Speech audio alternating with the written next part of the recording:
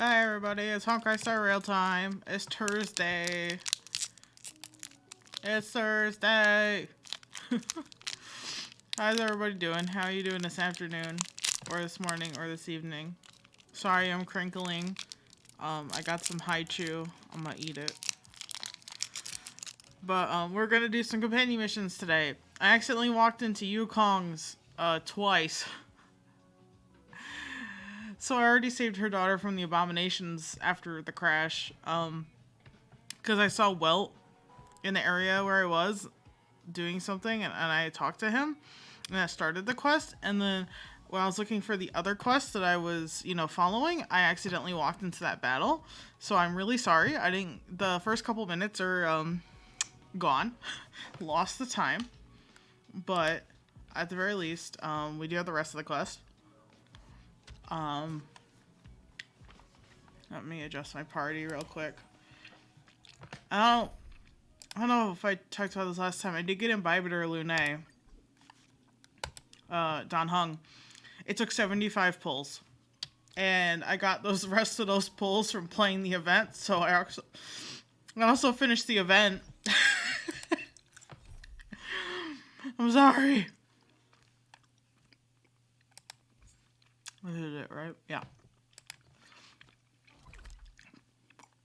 You know what happens when you leave me alone for too long? Because I like this game, so I want to keep playing it, even when I'm not live. So, I finished the crane event, the Aram Alley event. I liked it a lot. I like the mini games more than anything, but the fucking crane one, the logistics one, wild. I don't know why that was so hard for me to figure out paths to like complete the required a few games of chess will while away the required points. But it was a little it was tough. I did it though. And so we're gonna collect some companions. Let's talk to Madame Yukong. She wants to show her gratitude for me saving her daughter. Why won't you listen to me? Uh-oh. Because it's my life. Oh, don't. I know they want me to go talk to her, but I feel like this is a moment when I should not be bothering her because she's having an argument with her daughter. You know I have the talent to make it. I can become the Lafu's best pilot, just like you were.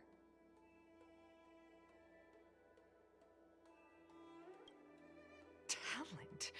You'd be dead if it weren't for those two travelers. Do you think stealing a star skiff and taking to the skies is a show of talent? What about being trapped by abominations? Did you at any moment think about what I would feel if something happened to you? Do you know how many people dream of a relaxing desk job at the Skyfaring Commission? You promised me to work responsibly in your post. Not only have you broken the Skyfaring Commission's regulations, you've broken your promise to me. I already told you. I had no choice. I want to help you and the Skyfaring Commission, not sit at my desk dealing with never-ending papers. That job doesn't suit me. I got the highest grade in the fighter pilot test. They all said I was a genius, like you. Like mother, like daughter. They were all jealous of me. But no one even knew I had to take the test behind your back. You would never have allowed me to go if I told you about it. Behind my back? Do you really think you could have walked into the test and sat in the cockpit if I hadn't given my permission behind the scenes? As for genius, don't mention that word to me again. Why do you insist on becoming a pilot? I don't understand. And I don't understand why you don't understand. Why can anyone in the world become a fighter pilot except the Helmmaster's daughter? Don't you realize how ridiculous that is? You may not want to fly anymore, but don't trap me down here with you. Qingni, where are you going?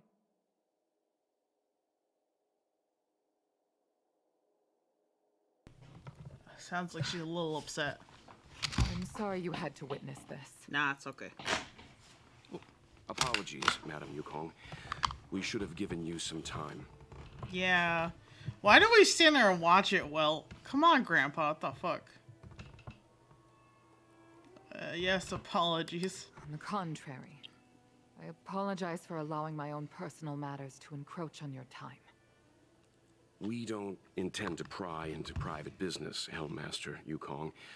But if there's anything we can help with, please don't hesitate to ask. Yeah. Family issues, I'm afraid. You probably heard a thing or two just now. Despite my earnest wish that she continue in her post, Qingmi is fixated on becoming a fighter pilot. I may seem overbearing, but the situation she gets herself into sent a shiver up my tail. It's funny, isn't it? I've seen every disaster imaginable, from the abundance axis to a living planet. I thought I'd forgotten what fear was. But when I fought alongside you, I realized there are still things that can terrify me. I'm sorry. Talking about such vexing matters is unbecoming in front of guests. I invited you here to gain a better understanding of the Express, not bore you with these trivialities. Oh, I prepared refreshments for you. Please, you must try this excellent whale tide spring.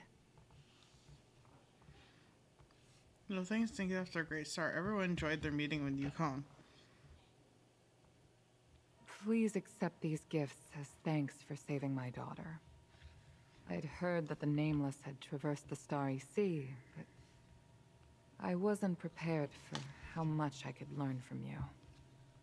Well, I'd heard from members of the Skyfaring Commission that you were a top-tier pilot, Madam Yukong, and an ace among the Cloud Knights.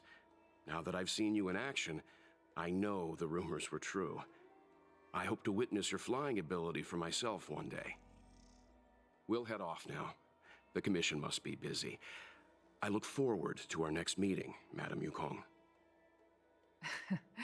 On my flying ability, I'm afraid I'll have to disappoint you, Mr. Yang.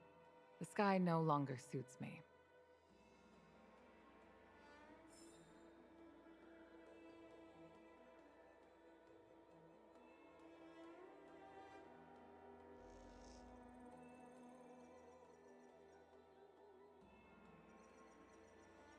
I have zero idea what she's barking at.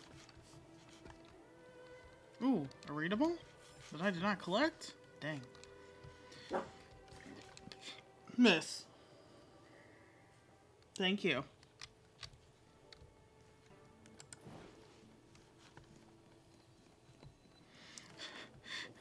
I said miss and she looked at me and like, oh dang, don't get mad. Well, sometimes you gotta not barky bark, you know? You don't need to bark at everything. I promise. Anyway, so this disproves the fact that Ting Yun is related to Yukong by blood. Sag. I was wrong about that, but that's alright. Her daughter is just like her. But I also understand why she doesn't want her daughter to be flying, because all the things that she saw as a fighter pilot when she was a flyer. You two, please, wait. Oh, don't ask me to help you. Thank you for saving me, benefactors. Oh, okay. And I'm sorry you had to witness all that. Excuse me? What is that sass I hear?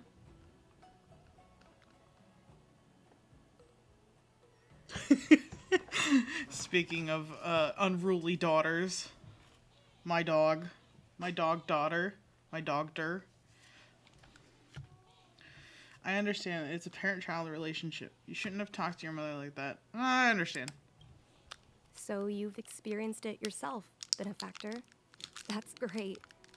I mean, I'm happy I finally found someone who can understand me. I know how adults but I've are. had the hairpin ceremony.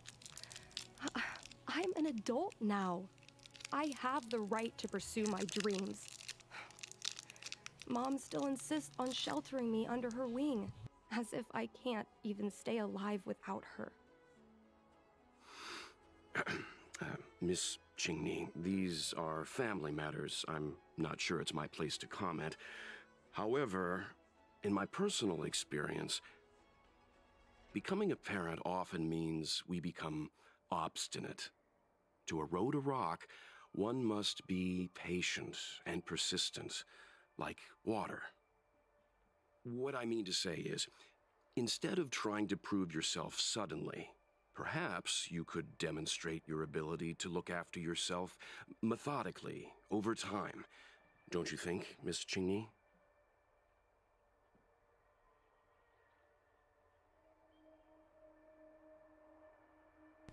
I don't think I have the qualification to advise here.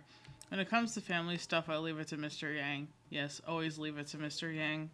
He knows, he's a grandfather. My mom is actually a reasonable person, but she gets unreasonable as soon as I mention flying. She hid my Starskiff toys, dragged me away from the port when I stayed behind to count ships, forced me to study for ages.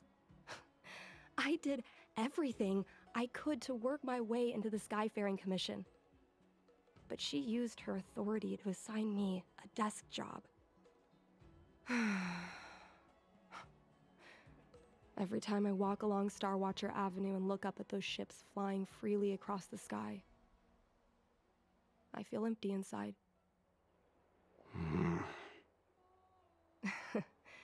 Speaking of empty inside, so how were Mom's refreshments? Good? Like, I know she probably won't listen, because, you know, Mr. Yang, isn't her friend or anything. Just, you know, coworker with Mom. I feel like if we actually talked to her, and I was like, hey, maybe your mother has a reason for that. Maybe you should talk to her and have a nice little conversation like we do on the Astral Express or something.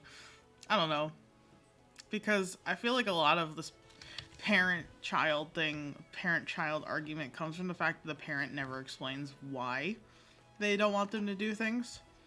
Like in this case, Yukong didn't even really describe it to us, why she didn't want her daughter to be a fighter pilot, but because I have experience in, you know, knowing that she's been through a lot as a fighter pilot, even if I don't have specifics, I understand the emotions behind it because I have a little bit more of an understanding of what she's been through, even if it's not a complete understanding. If Madame Yukong has her whole life hid her things, like try to deter her in every single way from becoming a fighter pilot, never explain why, like I 100% understand why they're having this argument, why they continue to have this argument, and nothing changes. Like, you know, adversely, we could have told Yukong to, like, explain her reasons to her daughter, too. We do have the ability to do that. It's just one of them needs to be more transparent. And it's mostly Yukong. Dog, what are you barking at? Who are you mad at? No understand.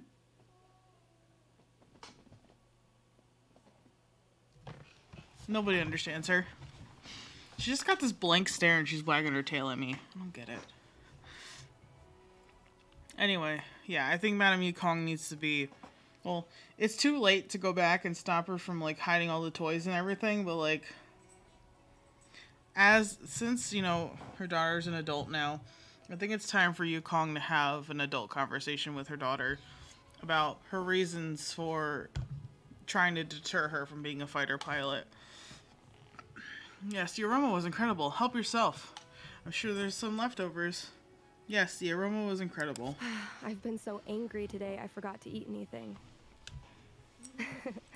How about this? My mom thanked you guys with refreshments, so I should do the same. Let me take you around Starskiff Haven. We can try the most authentic snack on the LaFu. Oh? Are you gonna stop barking now that I have you here? Mm-hmm. My dog has joined us.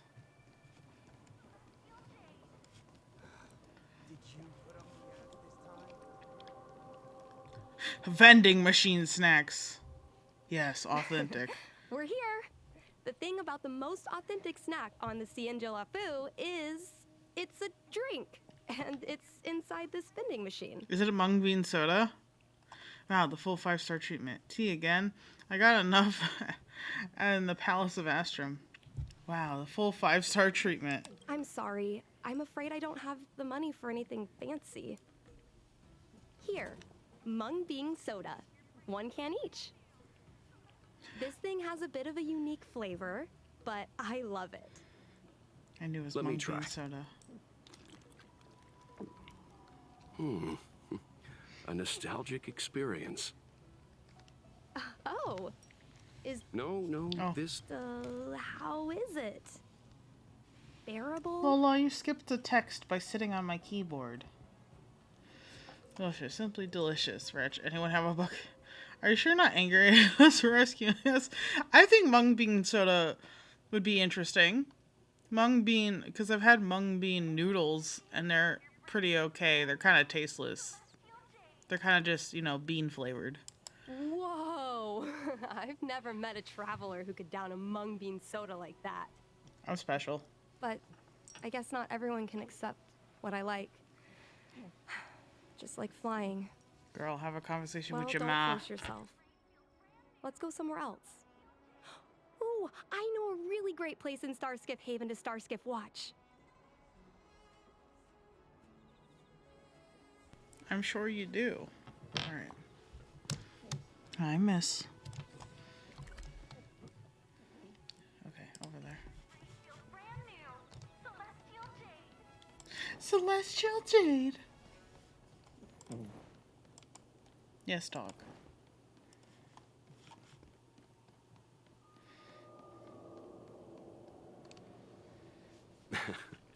You know, there are a lot of mung bean soda moments in life. If you don't try, you won't know. Unique experiences are often a product of risky choices. Why did he emphasize mung bean? What? Why'd he do that? Why'd he do that? Tell that to my mom. Her #1 life lesson is, you can't turn back once you enter the sky. Pilots are always dancing with death. I know she's right. I know being a fighter pilot is an exhausting and dangerous job. But I still want to fly among the stars. To fight for the Xianzhou Alliance across the vast galaxy. Why are you so dedicated to that idea, Miss Jingni? Have you heard of the Foxian birth fate tradition? Soon after a child is born, we surround them with items that represent future destinies.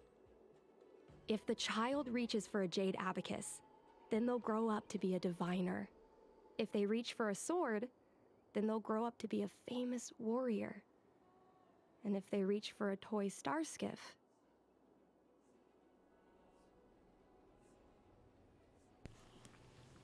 I'll become a Starskiff pilot. Oh, so Yukong has talked to her about it. She's just being stubborn now. Well, dang. Madam Yukong. Though she may act rashly when it comes to her daughter, actually did talk to her daughter. So her daughter is just like, it's my destiny. And she's like, destiny don't mean jack shit. And you've seen the shit I have. that's right. Mom reached for the star skiff and showed a natural talent for flying. General Jing Yuan recruited her to the Cloud Knights as soon as she was old enough. That's how she became a fighter pilot. Later, she achieved miracles. One time, she destroyed 3 beast ships in a hail of Barissan anti-aircraft fire. Like an arrow tearing through a thunderstorm. She also holds the Skyfaring Commission records for speed and enemy vessels destroyed. I'm proud to be Madame Yukong's daughter. I've wanted to become a legend like her for as long as I can remember. I can imagine. A parent is often a child's first hero, and their image can influence their whole life. She never told me any of those stories herself. and she hasn't piloted a star skiff since the third Denizens of Abundance War. She doesn't even bring up her military achievements. I used to watch her fly when I was young. Then one time, I stole a star skiff, and I tried all kinds of difficult maneuvers. Turns out I was as talented as she was. Not only did I survive the flight, my landing was perfect. I remember feeling so happy when they took me to see my mom. There I was boasting about the flight, expecting her to laugh, pat my head, say, "That's my girl," or something. But boy, I've never seen her so scary. I admit, I deserve to be punished. You can't let a kid get away with stealing a star skiff. But my mom was angry about more than that. She was angry because I viewed her as a role model. Because I had the same talent as her. I don't understand it. Parents never want their children to be in danger. I think I can understand, Madam Yukong. But flying is the only thing I want to do. I've already touched the sky.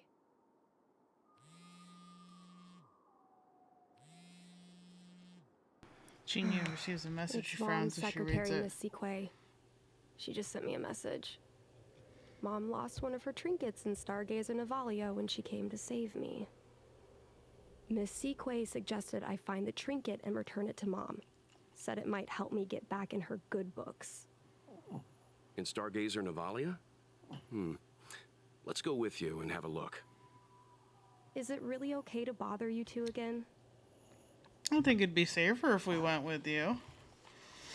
And it is, that's right. That's our goal, as the Express, to help people. Indeed. You're too kind, benefactors. I'll treat you to something better than mung bean soda next time.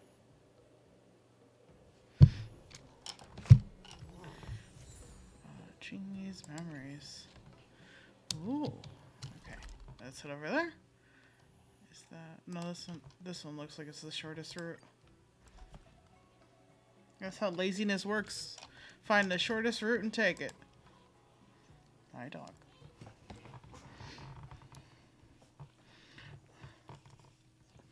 You're very kissy. You like to kiss. Ah! Dog. Girl.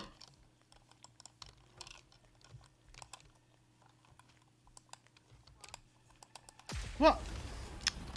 The heck? Why did it do that? That was weird. Too little. Eternal sleep is not the end. The dead return! Time for the master It was stroke. like I was holding the Alt key and I wasn't. Show no mercy. That's fine. Too little. Conflict is pitiless. These guys are nothing. A blade knows no mercy. Nothing but an Your end annoyance. approaches. Haha. Did I mention Blade's my favorite DPS character? Caught them unawares. No, they caught us unawares. Because I don't know what happened, but I somehow messed up my key input, which was weird. Lola. The fight with the abominations was pretty chaotic. I think Mom's trinket would have dropped around here. Okay, let's take Do a you look. know what it looks like, Miss Chingni? Good dog. Let me think. It should be a little square thing. Wow. She's usually got something like that on her. This is your area of expertise. Is it? Isn't combat my expertise? Isn't solving puzzles my expertise? Who do you think I am, D-Ting? Your powers of perception are impressive, that's all. I think you're the right person for the job. Only because you're my grandpa. Okay. Okay, so... Where can I... Oh, okay. Cool. A square thing. Yeah, I have... Wait, that's a bird cage.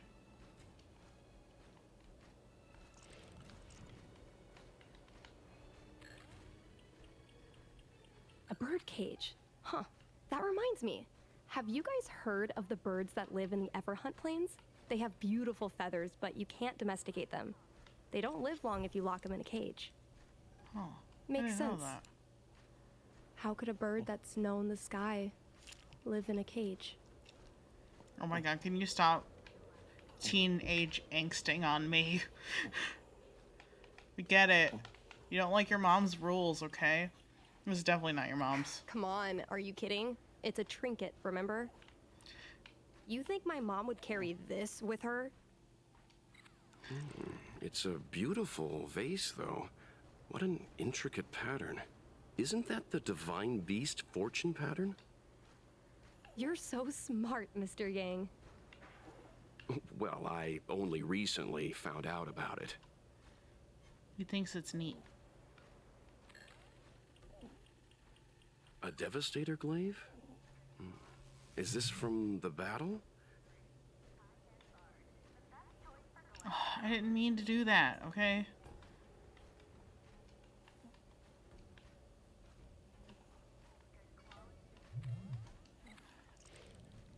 Also didn't really mean to do that either. This. It's this, even though this is huge. Right? It's a square. Mom always carries this trinket around with her, but I never realized there was something inside. Is this the hunt crest? A lucky charm? This is what pilots hang in their Starskiff cockpits for good luck. So I was right. It must be very close to Helmmaster Yukong's heart. Let's head back, Miss Qingmi. I think you should return this trinket in person. This is an opportunity for the two of you to talk. Yeah. Not yet. I want to go back later. There's something I hope you two can help me with first. If you want us to help you persuade your mother, I'm afraid that could be difficult. It's not easy to solve a family dispute as an outsider. Yeah, we don't really belong in that. You misunderstand. Oh, okay. I just want to know what she's thinking. What turned an ace pilot, someone who loved to fly, into someone like her? My mom clearly misses her flying days, otherwise she wouldn't keep this on her person. But she doesn't fly anymore and refuses to let me become a fighter pilot. Why? Because it probably was traumatizing for her to fight in all those battles. Maybe we can ask some people who might know the truth. Like Jing Yuan? We should ask her on the Skyfaring Commission? Who would that be? Like Jing Yuan? Well, the general's been busy at the seat of divine foresight recently. We might not get to see him right away. Still, it's worth a try. He was the one who promoted Helmmaster Yukong. He probably knows more about her past than anyone. General Jing Yuan? Are you sure it's okay to go straight to him? Oh, right. You're the general's guests. Even so, this is asking a lot of you. Yeah, he's cool. No problem. If we can get to the bottom of why Helmmaster Yukong no longer flies, we might be able to find out why she doesn't want you to be a fighter pilot. I think I already figured it out, We can't help you too directly, but an indirect conversation like this might give us a clue on how to convince your mother. Leave it to... Do we really know Jing? Yes, we know him fine enough. Yes, leave it to us. In that case, thank you so much, benefactors. I'll head back to Starskiff Haven. I'm not ready to return to the Skyfaring Commission yet. But we aren't going right back there. Ooh, that's cool. Hey, okay, no, wait. Exalting Sanctum, here we come. Let's talk to my favorite general. If we're not on patrol, we should get some rest. You're right, Jafard. But we're on a mission to help a daughter. Try and convince her mom to let her do something extremely dangerous. Because she thinks it's her destiny. What is your purpose for entering? We need to talk to the man in charge, Mr. Jing Yuan. Thank you. Let's talk to my boy. Hello, sir. I have question for you. Mr. Yang, and you? What brings you to the seat of divine foresight this time? Questions. It's nothing urgent. We were hoping to understand Helmmaster Yukong a little better. Yukong? I heard an office worker from the Skyfaring Commission flew a star skiff to assist in the present crisis, but ran into trouble herself. She was only saved thanks to a couple of travelers. On behalf of the Law Fu, you have my thanks once again. The seat of divine foresight heard that Yukong's seldom seen but often feared temper was on display. I believe the two of you were caught between mother and daughter. We heard that Helmmaster Yukong was an outstanding pilot, but that she refuses to let her daughter embark on the same career. Yukong herself is best placed to answer such questions. But naturally, you are here because you fear that Helmmaster Yukong would decline to answer. If you wish to dispel Miss Qingni's curiosity, perhaps we can take a small step back from the topic at hand. What do you wish to know about Yukong the pilot? Jing Yuan knows. Told you. We gotta talk to my man.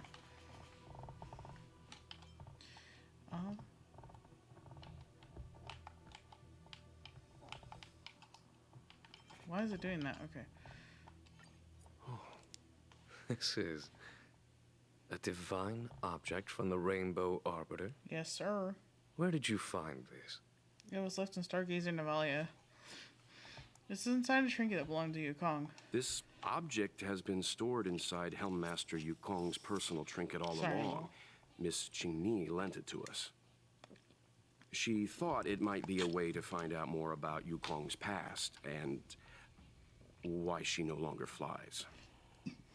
This object is no ordinary trinket. It has borne witness to blood and tears. Look, I already understand this. I'm sure you're both familiar with the Xianzhou's long galactic hunt. Yes. But have you heard of the denizens of Abundance Wars? No, As only the in passing. Xianzhou has continued to cleanse the universe of immortal abominations, so too as the Abundance Axis succeeded in breaching our defensive lines. Oh. They pushed the Xianzhou to the brink of disaster. 30 years ago, the Xianzhou Yaoqing and Fenghu were besieged by our enemies. Even in the long history of warfare between the Xianzhou Alliance and the denizens of Abundance, that air battle was one of the most tragic. We were greatly outnumbered by the abominations of Abundance. Almost 1 million fighter pilots fought in the bitter battle. Those who survived numbered no more than 100,000. Had the Rainbow Arbiter not descended and destroyed the enemy's assault with her sky-shattering Lux Arrow, who's to say whether the Law Fu would still be here today? Like I said. Such divine objects were forged from the embers that the Arbiter's divine arrow left behind. For the survivors, these relics contain the blood of their comrades, the ashes of their enemies, and the dust of their memories. Yukong is a survivor of that war. Her best friend, Cai, perished on the battlefield. I don't have any other questions. Thank you, General. See? I do not wish to speculate on the reason behind Helmmaster Yukong's reluctance to fly, nor do I want to open up old wounds. However, it is difficult to discard one's past. Yukong and Sai trusted each other with their lives. The Helmmaster will have strong memories of that time. Perhaps it is not my place to say, but I believe Qingni has the right to know about the past, as the past is starting to affect her future. Thank you, General. He's correct. She needs to know, but like, I also know it's hard. It's gonna be hard for you, Kong, to like think about it, because that's such a traumatic loss to lose your best friend. I can't fathom what that's like. And Qingni also needs to understand. Rather than being like, I don't get why you won't let me do it. Needs to understand that her mother's seen more than she has yet. Will she ever see as much? We don't know. I don't know how this is gonna end. I don't know if she is gonna do it anyway, or gonna be able to do it and then live to regret that decision, or pass away because of that decision. And Yukong doesn't want either to happen to her, because she's already lost a best friend. And I know this takes place before the end of, like, you know, the events of the Xianzhou, but now she's also lost another friend. So I don't imagine she wants to lose her daughter, too. Thank you, General. We apologize for taking up your time with such triviality. Mr. Yang, you jest. How can harmony between parent and child constitute a triviality? If you ask me, the mountains of documents and the seat of divine foresight are the only triviality around here. We'll take our leave. Let's go. We should head to Starskiff Haven and find Qingni.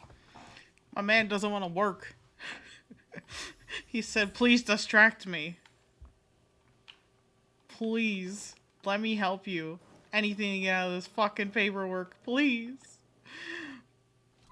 He's so tired of paperwork. I understand him. You know, I'm not the boss, but like, I understand how administrative work, and it's so fucking tiring. So, did you learn anything from the General Jing Yuan? Shi Kui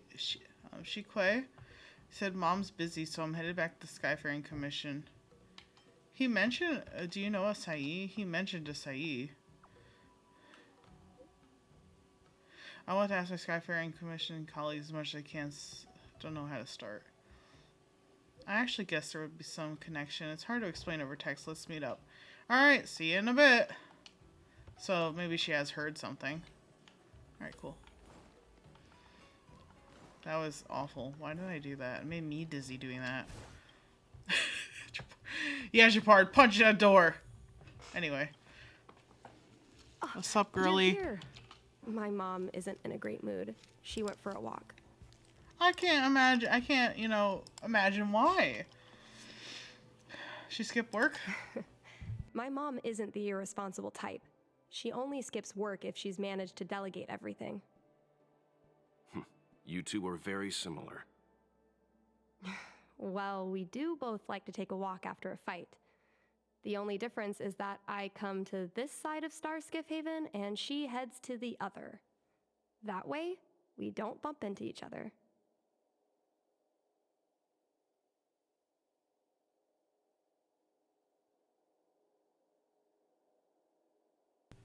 That's actually kind of cute. That's a bit childish. That's a bit silly. It's a bit smart, actually, so that they don't see each other right after they've had a fight. Really? I think it's silly. Oh, okay. Anyway, did you find anything out from General Jing Yuan? Yes, but it's something I already theorized. You relay the information provided by Jing Yuan to Qingni. Did Helmmaster Yukong never bring this up with you? I was always curious about her past, but she either dodged my questions or pretended not to hear them. In the end, I realized she probably experienced something that left a scar that never fully healed. I never asked her again.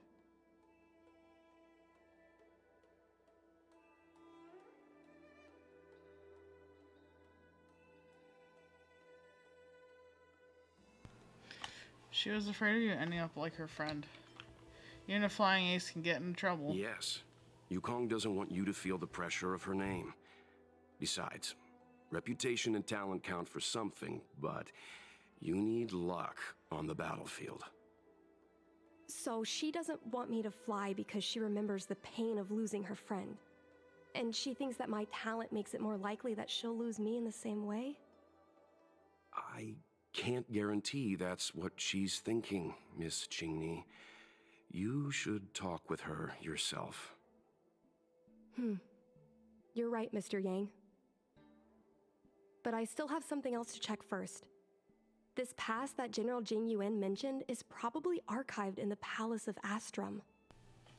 I remember watching her handle a document with great care before she filed it away. It looked like a diary. Do you still remember where it was filed, Miss Qingni? Vaguely, but there are so many files stored in the Skyfaring Commission. Could I ask you benefactors to look for it with me? Sure. A couple No. of Outworlders Yeah. going through Skyfaring Commission files isn't a good look. I'm afraid we can only accompany you, Miss Qingni. Yeah, You'll we're not... need to do the searching yourself. Of course. You're right. Sorry. We'll be your cheerleaders. How about that? We'll cheer you on from the sidelines.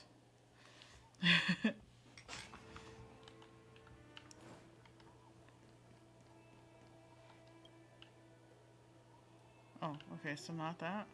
Where am I looking? In here? Oh, wait.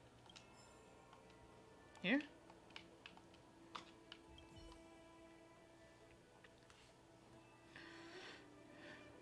Oh.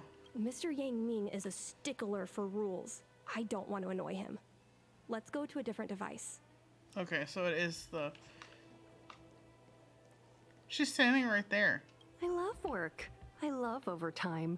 I love work. I love overtime. I love work. I love overtime. Sounds like you I love don't. work. Just I saying. love overtime. God, that's scary. Let's leave her alone. Yeah, she's losing it.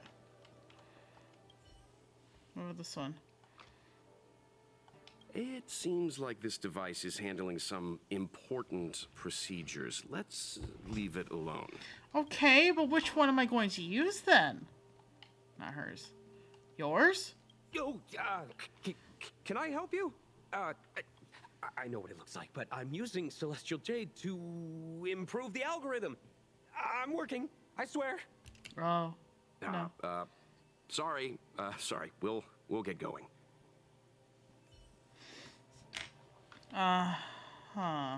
This one? Oh, wait. Collectible. This? This one? This disc? We can use this one. Okay. Let me see. Helmmaster's personal archive. Oh, got it. Let's go take a look. Oh boy. I have a feeling this is gonna cause Madame Yukong to fucking scream at you. But alright. It should be here. Let's see. Yes! This is Mom's diary. I don't know. Miss Qingni, I don't think the two of us should be reading your mother's diary. I don't want to read her diary. It should be fine.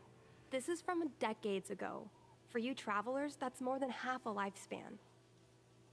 No, I still think I shouldn't read it. You stay here with Miss Qingni. I'll be waiting over there. Gramps. Fine. You think I want to read this and get in trouble? Is it really that big of a deal? I'm sure they're just her notes on life as a pilot. It's her diary. I shouldn't look either. Come on, please look at it with me. I need someone to give me some advice. Let's read it together. Maybe her diary holds the key to all of this. Madame Yukong, I am so sorry.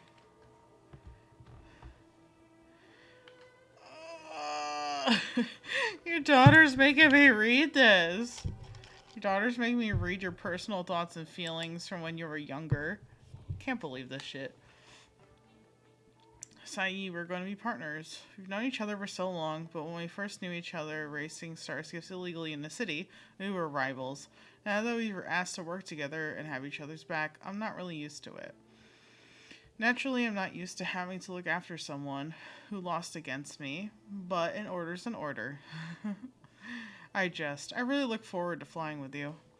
I don't know when we will receive a combat mission. I don't know what you think about our situation, but I think we both have considerable skills.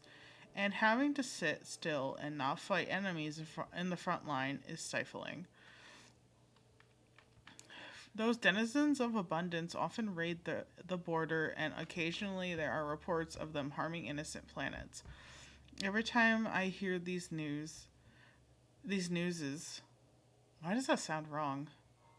Anyway, I feel an overwhelming sense of anger, but now things are different. After a while, we'll be able to show them what we're made of on our fighter jets. Honestly, though, I'm pretty satisfied with my life right now. After all, just between you and me, what I really wanted was never the righteous cause of ridding demonic activities. What attracts me is just the act of flying itself. Look, flying out in the universe outside the Delves is entirely different from racing starships that we're so used to.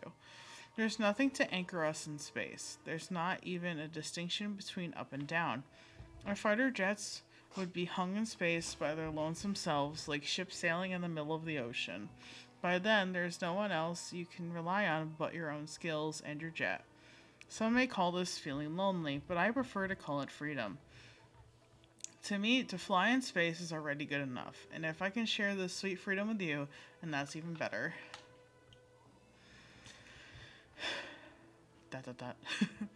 Sai, I don't know what to say to console you. You're always like this. No matter what terrible thing happened to you, you would act strong as if you don't need anyone to care for you, and you have terrible timing for jokes.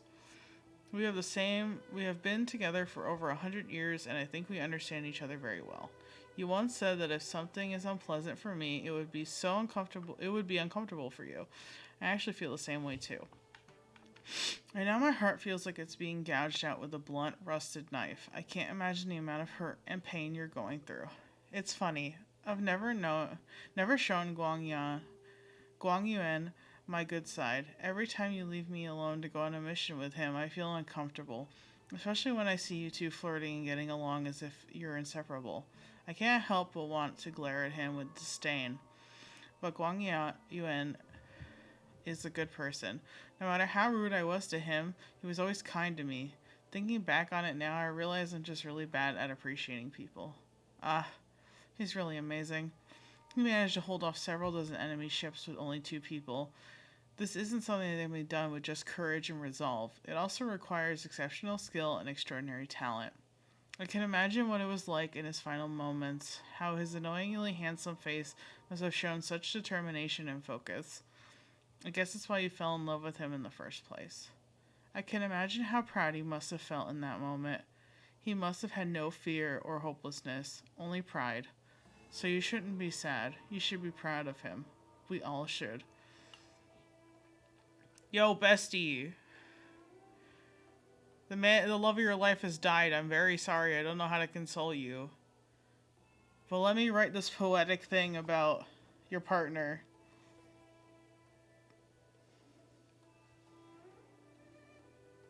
They're always coming with the throat punches here.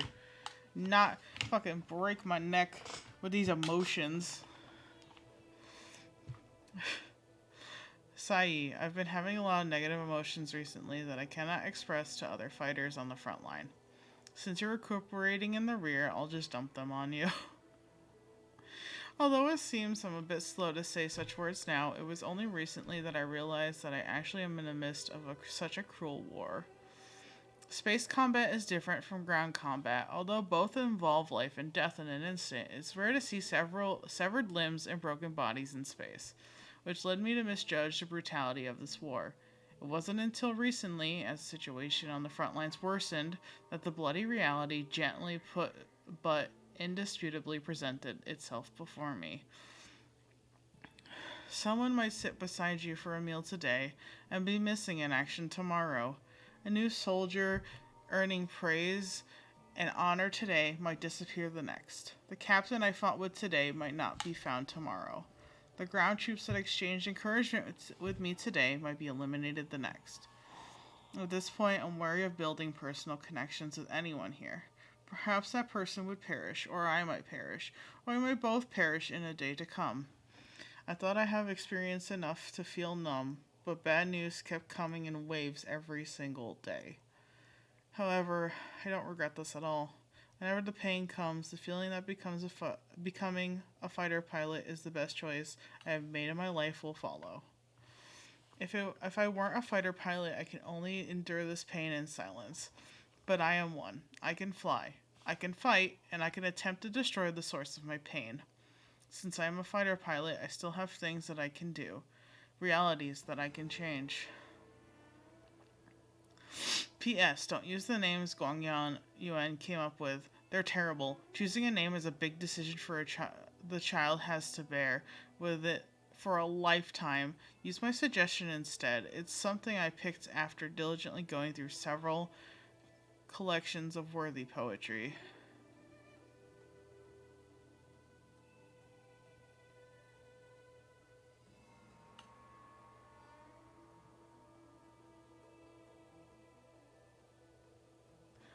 Is Qing Yun Sai's daughter?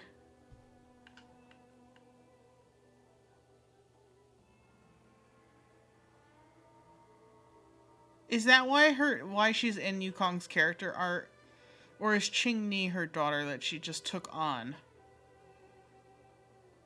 Because I've never heard of Yukong having a husband or a partner.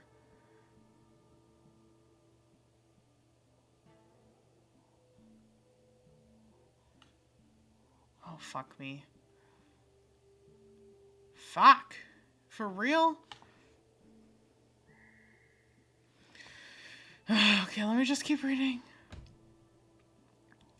Sai, I have a lot to tell you. So many things. After your death, they wanted to honor me with a medal. Truthfully, I find that laughable. Based on common logic, no one would award survivors medals to praise their fortuitous survival. But no, not the Skyfaring Commission. They gave me a medal, called me a hero pilot, and the only reason for it is because my luck to remain alive is that calamitous battle. Oh my god. Oops. If you had been as lucky as me, we would have gotten medals together. After the medal ceremony, we could have gone to Arnhem Alley, have a few drinks, and laugh at the absurdity of it all. It's a shame. Luck is not on your side. We don't have that chance anymore. I suddenly feel nostalgic. I remember all the time we had steering our starships across the lawful sky.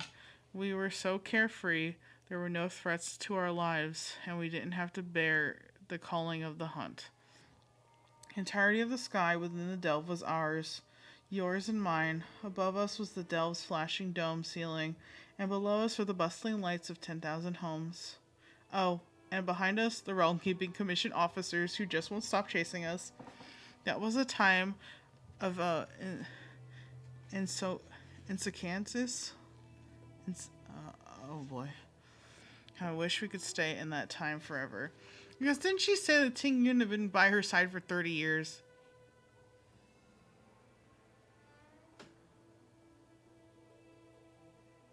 But also, isn't, like, Qing Ni, like, 30 years old-ish?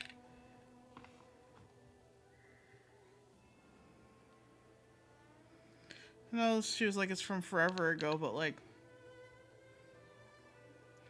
They don't even tell you. Is it...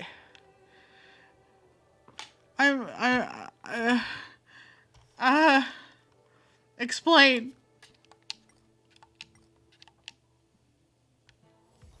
Can't believe I read her diary. Of this?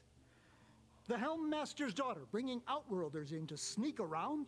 Listen, I told her I didn't want to. Let me see. Madame Yukong's diary? How dare you read Madame Yukong's personal diary? And with her daughter, too. By the Arbiter, you two are in for a... I didn't want to do it. Mr. Yang Min, please, calm down. Let us explain. Xingyi tells Yan Ming the whole story. I see. Qingni, I know Madame Yukong's position on you becoming a pilot is tough for you to accept, but she has her own concerns. I understand, Mr. Yangming. But now, compared to becoming a fighter pilot, I'm more interested in knowing what my mom went through. I want to know what happened, how she went from ace pilot to helm master. I've been here for a long time, Qingni. If there's something you wish to know, just ask. But don't go rummaging around. That's a bad habit.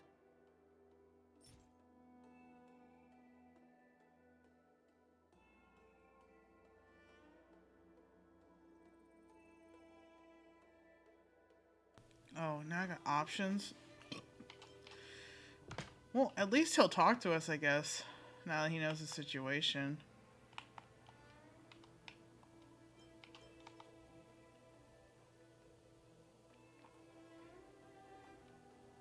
I guess. I'm curious. No, this isn't something I should read. Don't show it to me. Fine. Never Yes. mind. Just ask some other questions. Ones I can answer. Oh, I didn't know that was gonna be it. What about what here? What about what he told us? Miss Tsai? I remember her. There we go. She was an ace gunner. Many people wanted to be her flight partner. Her husband, Mr. Guang Yuan, was a pilot. They manned the same skiff and were the envy of many. But when it came to pilots, your mother was the best match for her. They flew together all the time. Even Mr. Guanyan couldn't match their numbers. Well, after he passed away in battle, Tsai rarely teamed up with anyone except your mother. It was tragic when Tsai died soon after. That's the life of a pilot. No one knows which flight will be their last. Tsai's death was a big blow to Madame Yukong. After the battle, she refused to turn in Tsai's possessions as per regulations. She kept them locked away, occasionally taking them out to admire.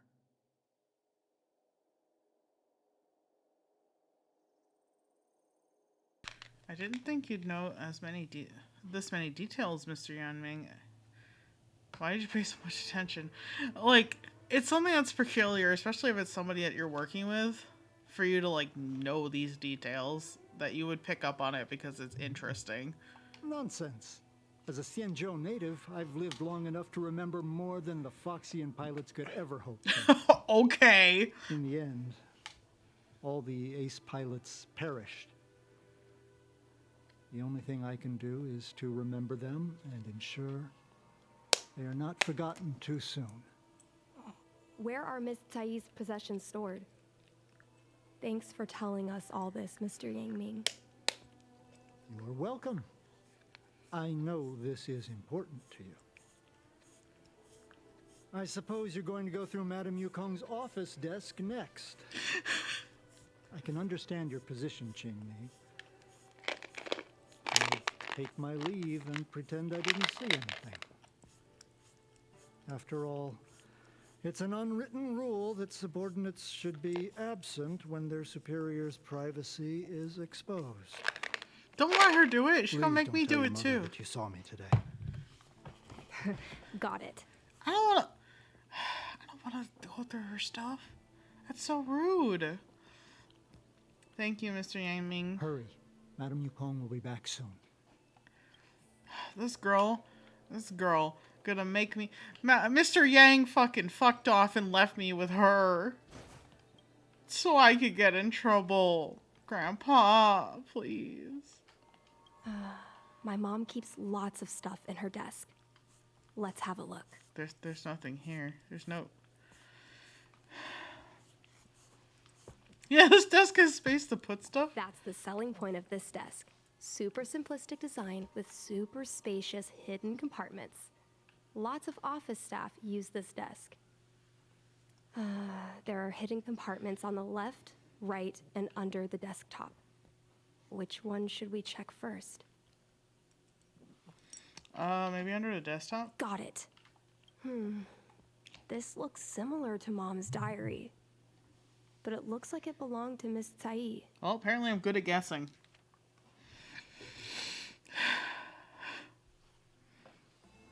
Time to read somebody else's diary.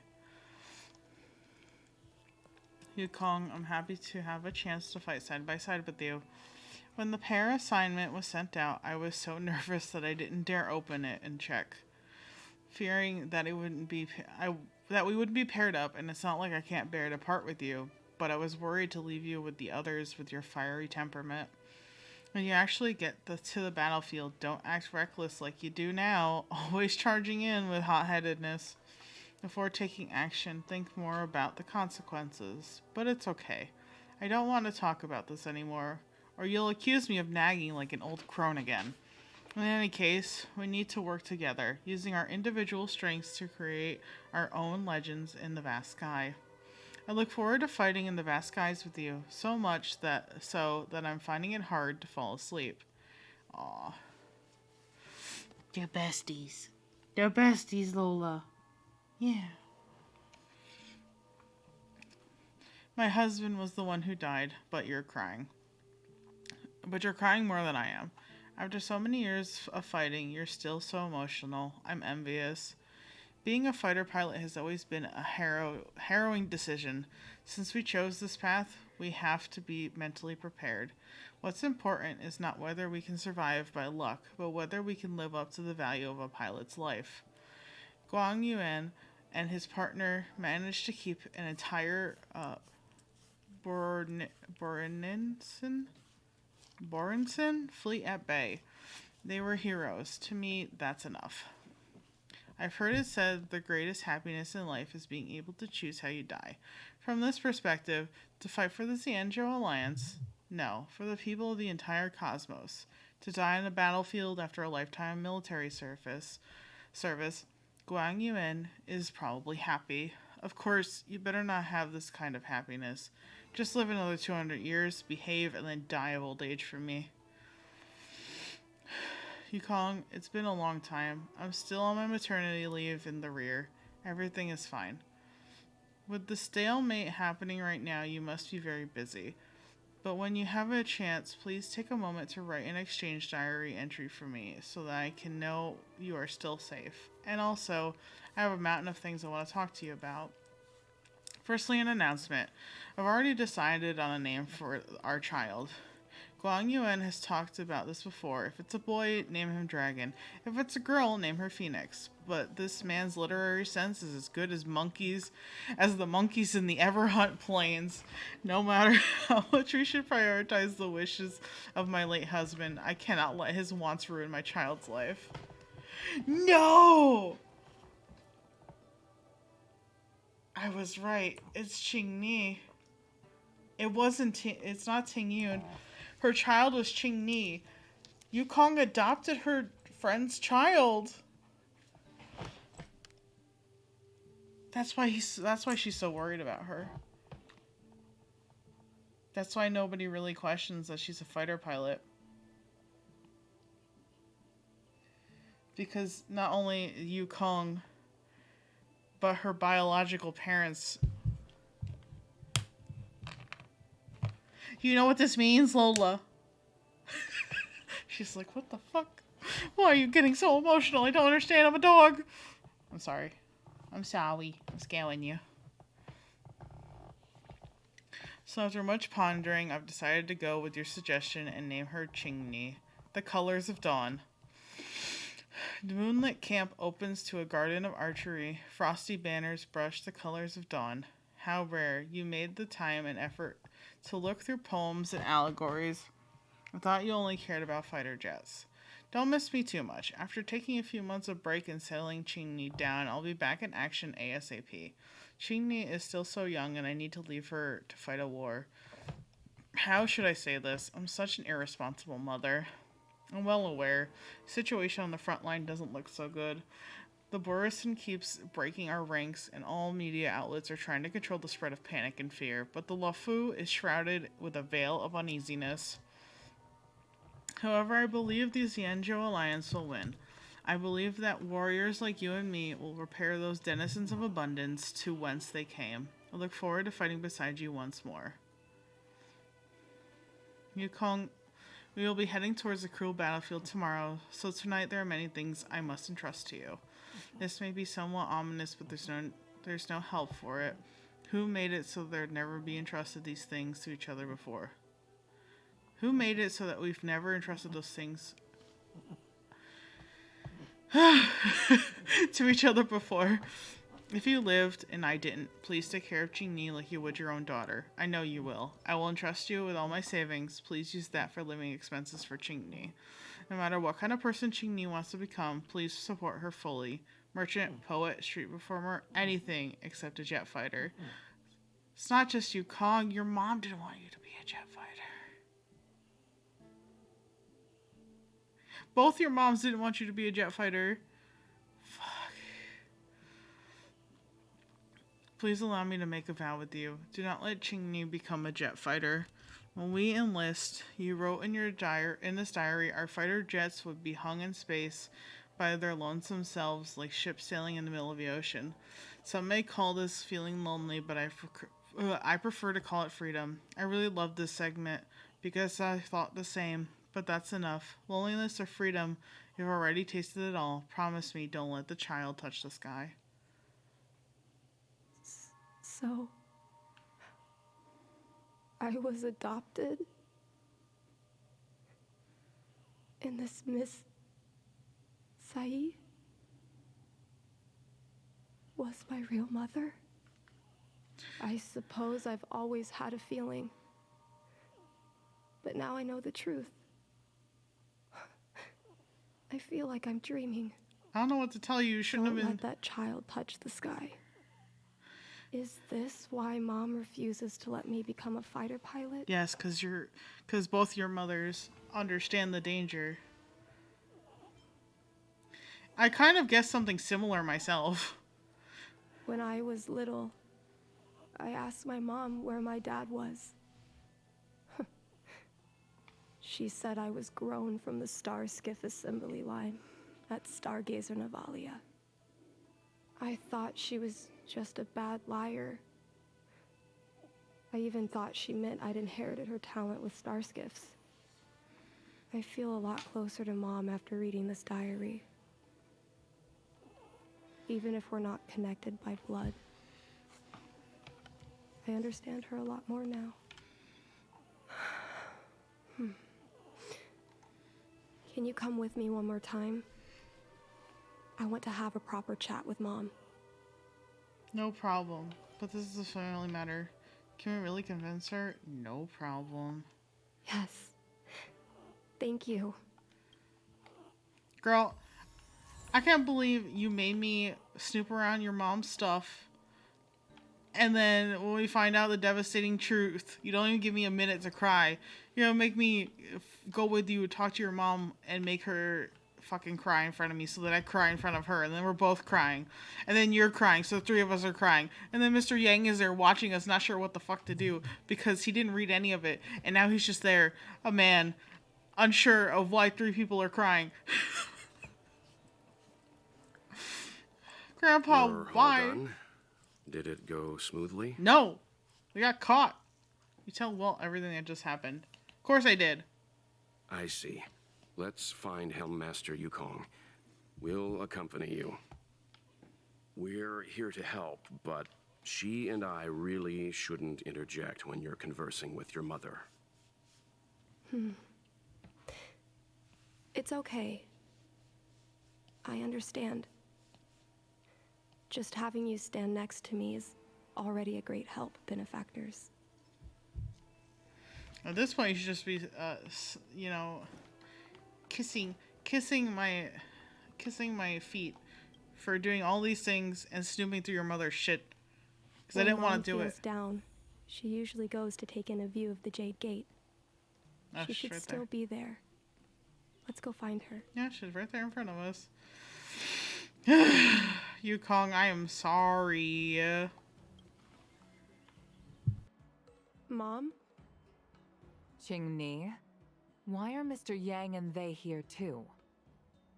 Miss Qingni kindly agreed to show us around Starskiff Haven. She mentioned she was trying to mend things between you, but was feeling shy about it. We volunteered to come with her. Thank you. I must apologize for the trouble my daughter has brought you. Mom! All right, it's getting late. Let's talk once we're home. Actually, I want to talk to you about something right now. I want to become a fighter pilot, no matter what. We've talked about this many times. No means no. But... Seems like Miss Qingni is a little hesitant. Try giving her a little push. I thought Mr. Yang said we shouldn't interject. Exactly. What should I say? Here he is again. Here he is again. Here he is again. Pushing me in again. Trouble with Madam Yukong. God damn it.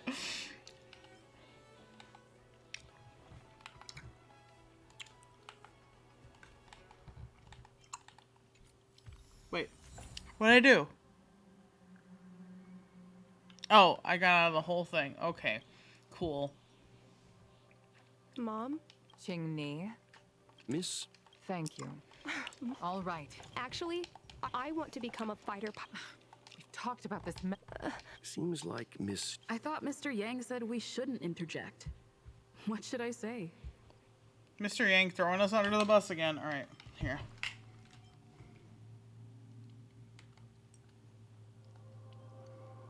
Oh my gosh. This divine object is a testament to Yukong's devotion to the hunt. Qingni believes it's a sign that Yukong still misses the life of a fighter pilot. Still, it doesn't seem like something to bring up now. Fine. I don't bring up... How about this?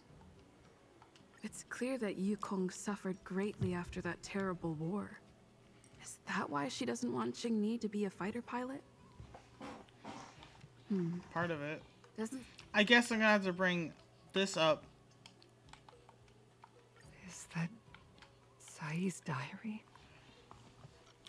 How did you... Your daughter was snooping. I understand now. I'm sorry, Qingni.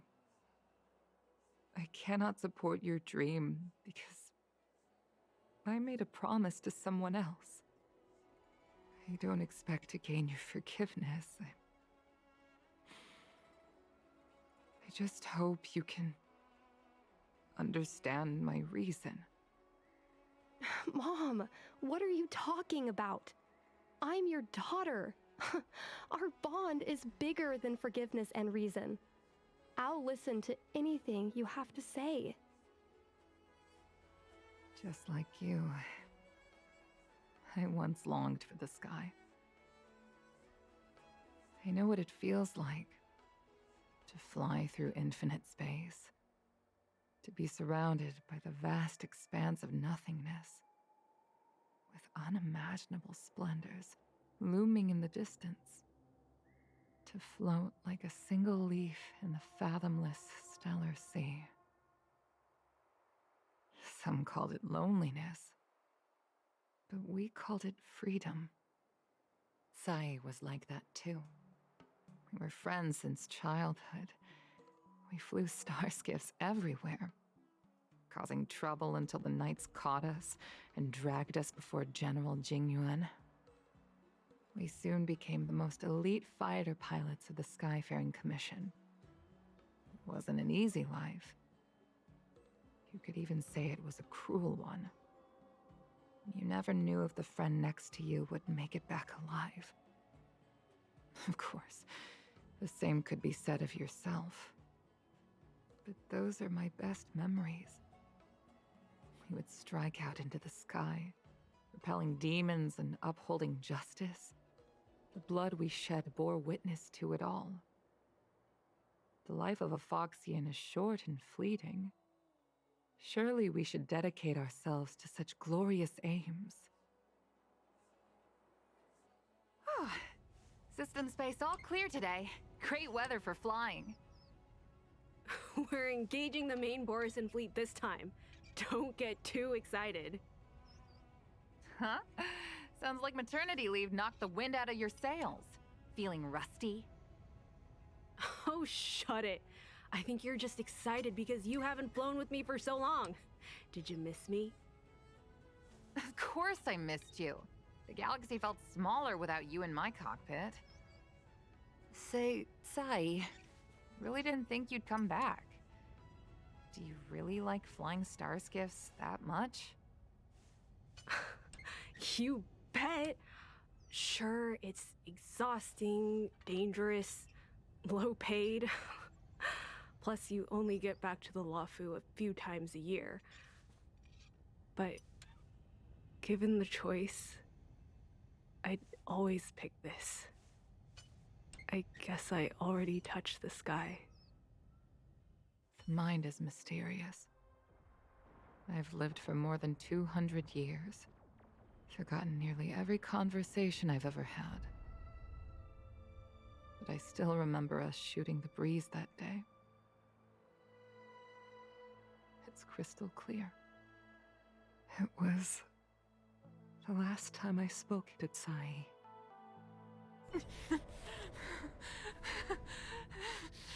Sai? Hold on, Sai.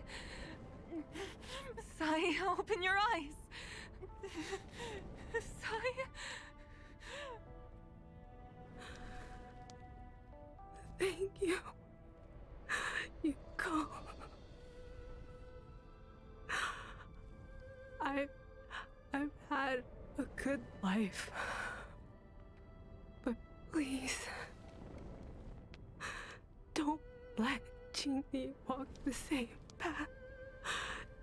Don't let her become a fighter pilot.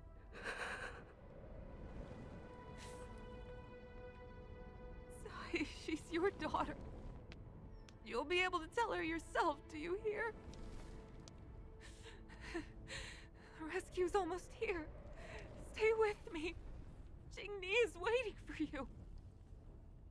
She lost Guangyan. She can't afford to lose you too. Wake up! Sai? Sai?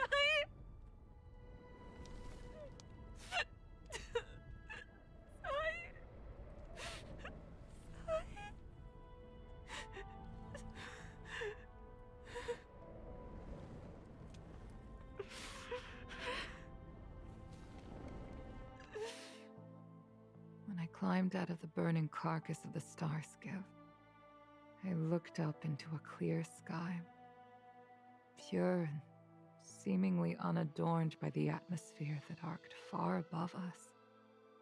It was the most beautiful sky I had ever seen, but all I could feel was unbearable pain.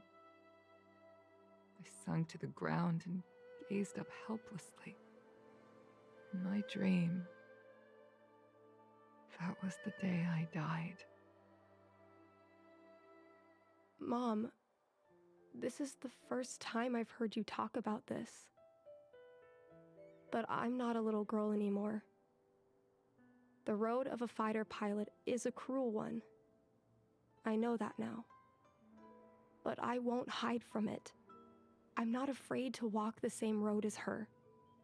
If my sacrifice can bring happiness to the citizens of the Xianzhou, then I'm ready for it. You are so very similar to Tsai. The more outstanding you became over the years, the more fearful I turned. I've known for a long time you were ready, but I was not. You know, the cruelty has never claimed victory. Me, Sai, your father Guangyan. We were prepared for the worst when we enlisted. But do you know how we won that war? The war that took away Sai and The lives of hundreds of thousands of fighters. The Rainbow Arbiter's divine arrow. Yes. The mighty blessing of the Rainbow Arbiter annihilated all abominations in a single strike. But we had to pay with the blood of hundreds of thousands of soldiers just to halt their advance. If crushing our enemies was as easy as breathing for the Rainbow Arbiter, then what purpose did our sacrifices serve? Under the might of an eon, the sacrifices of ordinary creatures are but a joke. We are nothing. We mean nothing. Mom. But I never should have allowed my fears to compel me to make decisions for another person. Even if that person is my daughter, I brazenly interfered with your choices. I am sorry. That is my failure as a mother. Mom, you don't need to apologize. Really, you don't need to. I'll take you to fill in the paperwork tomorrow. You'll start as ground crew, just like Tsai and I did. I believe that one day, you'll make an outstanding fighter pilot. Huh? Really? Thank you, Mom. Thank you. Thank you. Thank you. I was afraid of you following in my footsteps, and more afraid of you taking after Tsai. But if this is your choice, then I'm willing to support you, even if you live to regret it. Mom, I have one last request. Tell me. I want to fly with you at least once.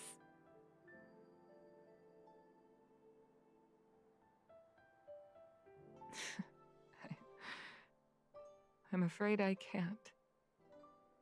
I won't be flying anymore. But why? Because I already touched the sky.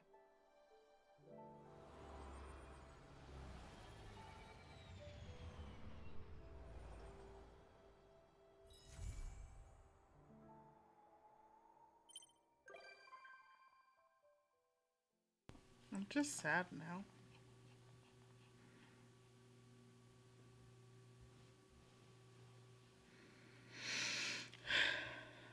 I'm just sad now.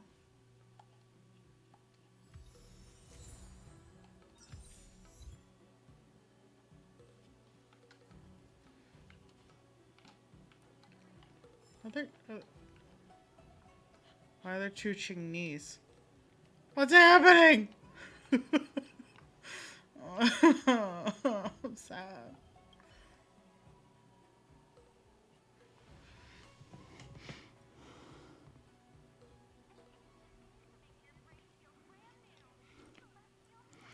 Yukong gazes quietly at the place where that once filled her with so much passion and cost her everything. Let's not disturb them.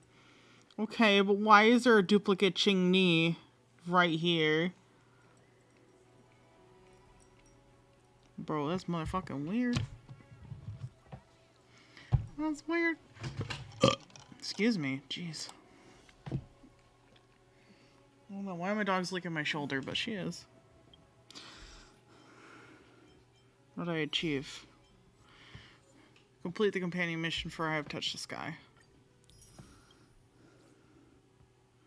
Well, that was sad. Do you understand?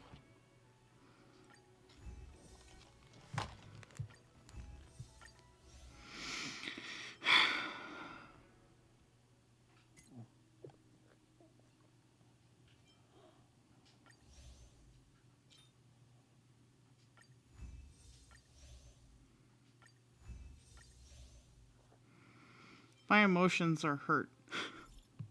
And all you can do is lie here and be adorable and lick things. Why are you licking things, though?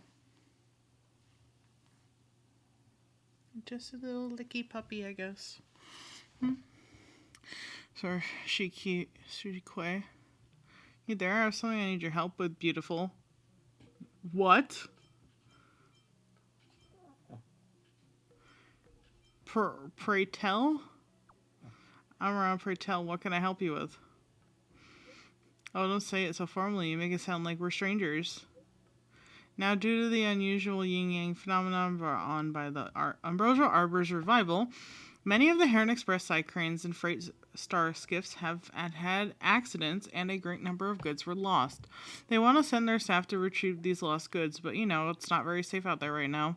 The Skyfaring Commission plans to send people who are skilled at controlling side cranes, trustworthy, and have some military training to help them. I wasn't trained. Since when did I get military training?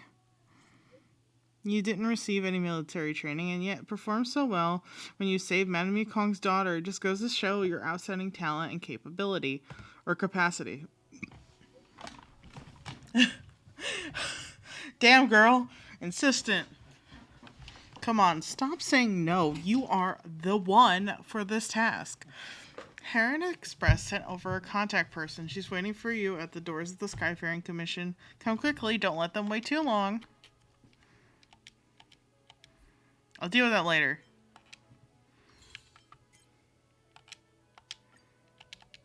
I want to do Kafka's mission now. Since I accidentally walked into that one too at this Divination Commission.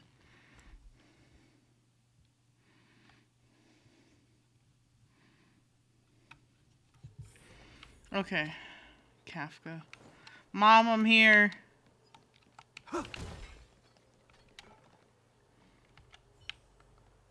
First, I got some abominations to kill. You chose the wrong enemy. There's no time to lose. Conflict is pitiless. I will dispatch you. Your end approaches. This ends here. He's just gonna revive. Bleh. I hate the Mars truck. It's so stupid. So annoying. No mercy. Just stay dead. Oh I'll see you off. I forgot there was two. Follow my charge. Conflict is pitiless. I will dispatch you. Bloom. Unnecessary. Yes. Sorry. Eternal sleep is not the end. The dead return! I need the dog to stop touching the keyboard, thanks. I'm using my controller right now, miss.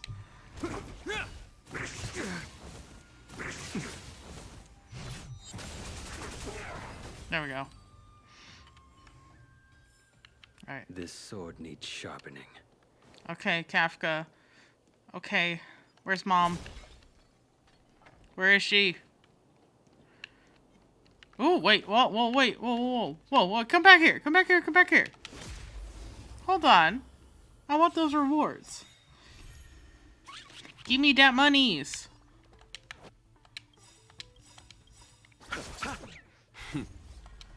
I don't really need the shield, but I'm gonna do it anyway.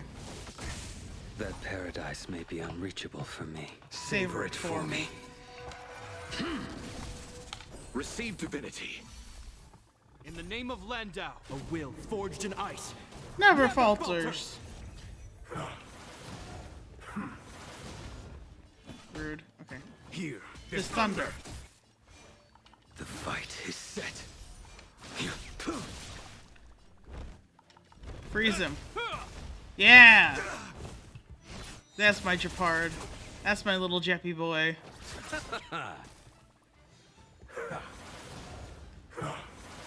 Rude? Conflict is pitiless. A blade knows no mercy.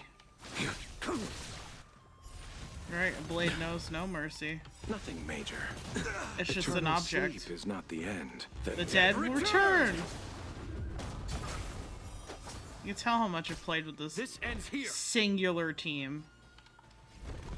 There we go. You chose the wrong enemy. No?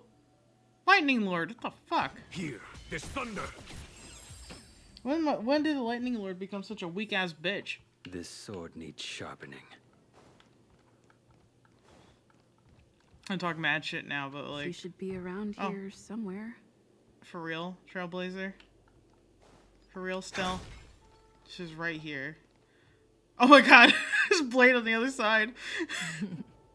I knew you would come. I know she angry, but I'm not angry. How you doing, Kefka? How is it going, babysitting Blade?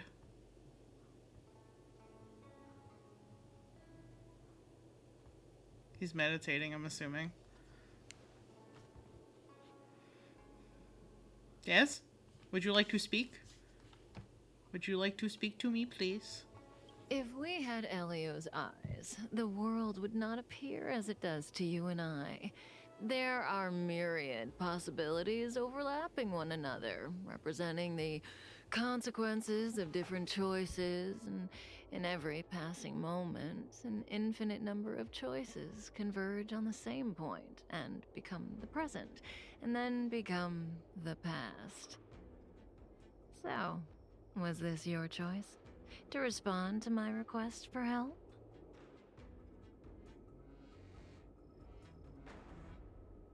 Yes, it sounded like you needed some. I haven't made my choice yet. No, I'm here to refuse the request. I guess I haven't made my choice yet. Depends on what you need. Is that so? So how can we get you to make up your mind? Tell me what you want directly, please. If you wanted to refuse, then why would you be standing here right now? You have a point. I'm here to help you. So I could say no to your face, because I have no choice. No, I guess you have a point. I guess I could be nice. Oh, I'm grateful. On the Xianzhou, you're the only one I can turn to. I wonder why, Kafka. You are a criminal. Being stricken with Mara is the inescapable destiny of the long-life species. It is a madness triggered by the accumulation of emotions and memories.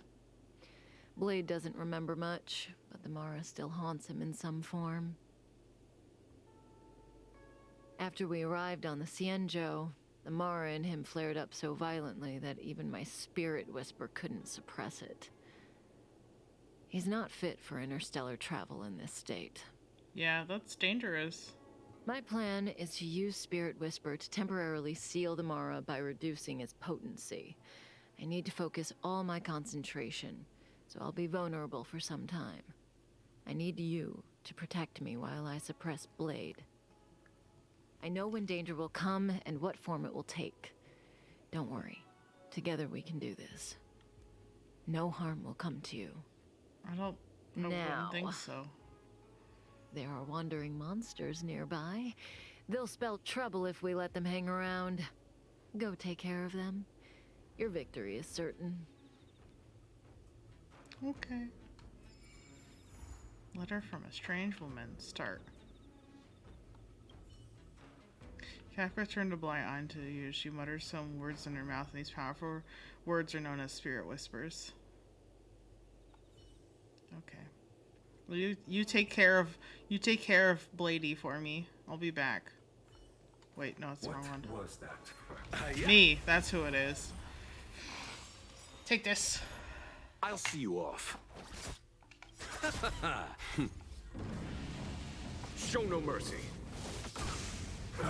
I think it's really interesting that despite the fact that Blade doesn't remember anything, he's still stricken with Mara. Like, it continues to haunt him despite the fact that the emotions that he should no longer be holding on to, you know, are here. Because if you've forgotten the reason, I mean, I guess you technically can still feel emotion, even if you've forgotten why you feel that emotion attached to things, because the human brain is funny like that. But, like, I think it's very interesting that he doesn't remember much of anything, and yet he's still stricken with Mara, and not so much like a little bit either. It's like it's so much that he has to be constantly under watch by Kafka because a moment's excitement, nothing more. Okay, thanks for downplaying my achievement, sir.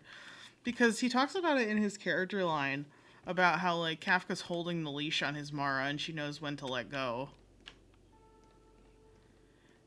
I was like, I just find it really interesting because he's like I said, he doesn't remember.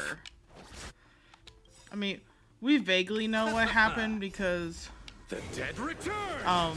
You know, because I finished the story, and I did Dan Heng's character quest or companion quest. Foregone conclusion. Conflict. So I have an understanding of it. More than likely was due to the fight that happened with Dan Feng and the others. On top of like in his character story where he talks about Jing Liu fucking mauling him. Paradise may be unreachable. Savor it. So a combination of those things is probably the reason why he's stricken with Mara. You but like, chose the wrong enemy. He only remembers one of those things, as far as we're aware. There's no time to lose. He only remembers Jing Liu like being like, remember the feeling of death and show it to them. Which we still don't know who them is. Oh, I forgot I had dailies to do.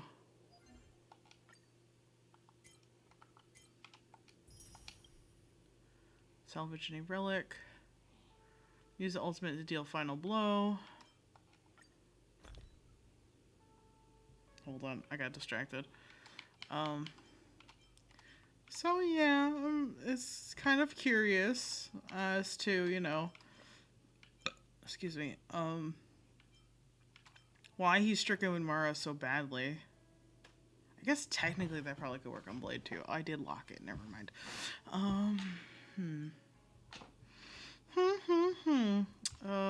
Which one of these can I salvage? That's not a bad one either. Wait. Keep that. I think that was locked already. I unlocked it like a dum-dum. Alright, let's use that one. Goodbye. And do the simulated universe so often.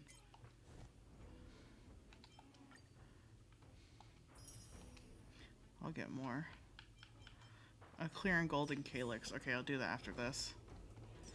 Okay, Kafka, how you doing? You need any more protection?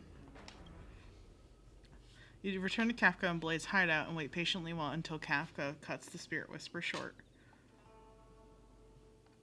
That felt like a time. It's good to open my eyes and see you back here. Yeah. I eliminated all the monsters. How's progress on your side? What do we do now? How's progress on your side? Not fast enough. Oh? I've weakened Blade's senses to the outside world, so that he's only able to hear my voice and feel my touch. He's oblivious to everything else. Okay. I'm going to transfer his consciousness away from the Xianzhou and cleanse his memories of Jing Yuan, Jing Liu, Insing, and your friend, Dan Heng. Again, this process mustn't be interrupted, but I can answer questions before I begin. My questions? I don't think you have enough time to answer my questions. I have too many. I think. Yes, as compensation for helping me. You don't have any questions? That's a lie. I put you into a deep sleep and then reawakened you. Abandoned you at the space station, then lured you to the Xianzhou. I owe you an explanation or two. Don't you want to know? Yes. Now that you mention it. Don't rush. We still have time. Think about it first and ask when you're ready. One rule, though. Please don't ask anything boring. How do I know what's boring and what's not to you? Let's play truth and lies. A game? Truth and lies? It's a game I play with Silverwolf all the time. Kinda psychological. Both sides ask each other 2 questions, then give one true answer and one false answer each. So, one of my answers will be true, the other will be false. As for which is which, That's up to the asker to make the call. We don't have much time. Let's do 2 rounds to start. You ask me 2 questions, and you'll also have to answer 2 of mine. But remember, 1 truth, 1 lie. Okay. How do I know you won't cheat? I give you my word. I will abide by the rule of 1 truth, 1 lie. I mean, I'll go first to give you a demo. I trust her. Oh, don't be nervous. The first question is quite trivial. You can tell the truth or tell a lie.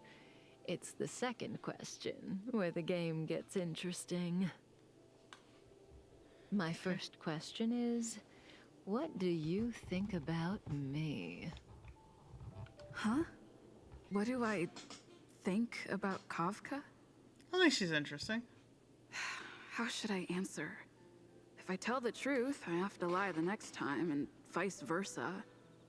Or I could just cheat. Is that really an option? She'll probably know.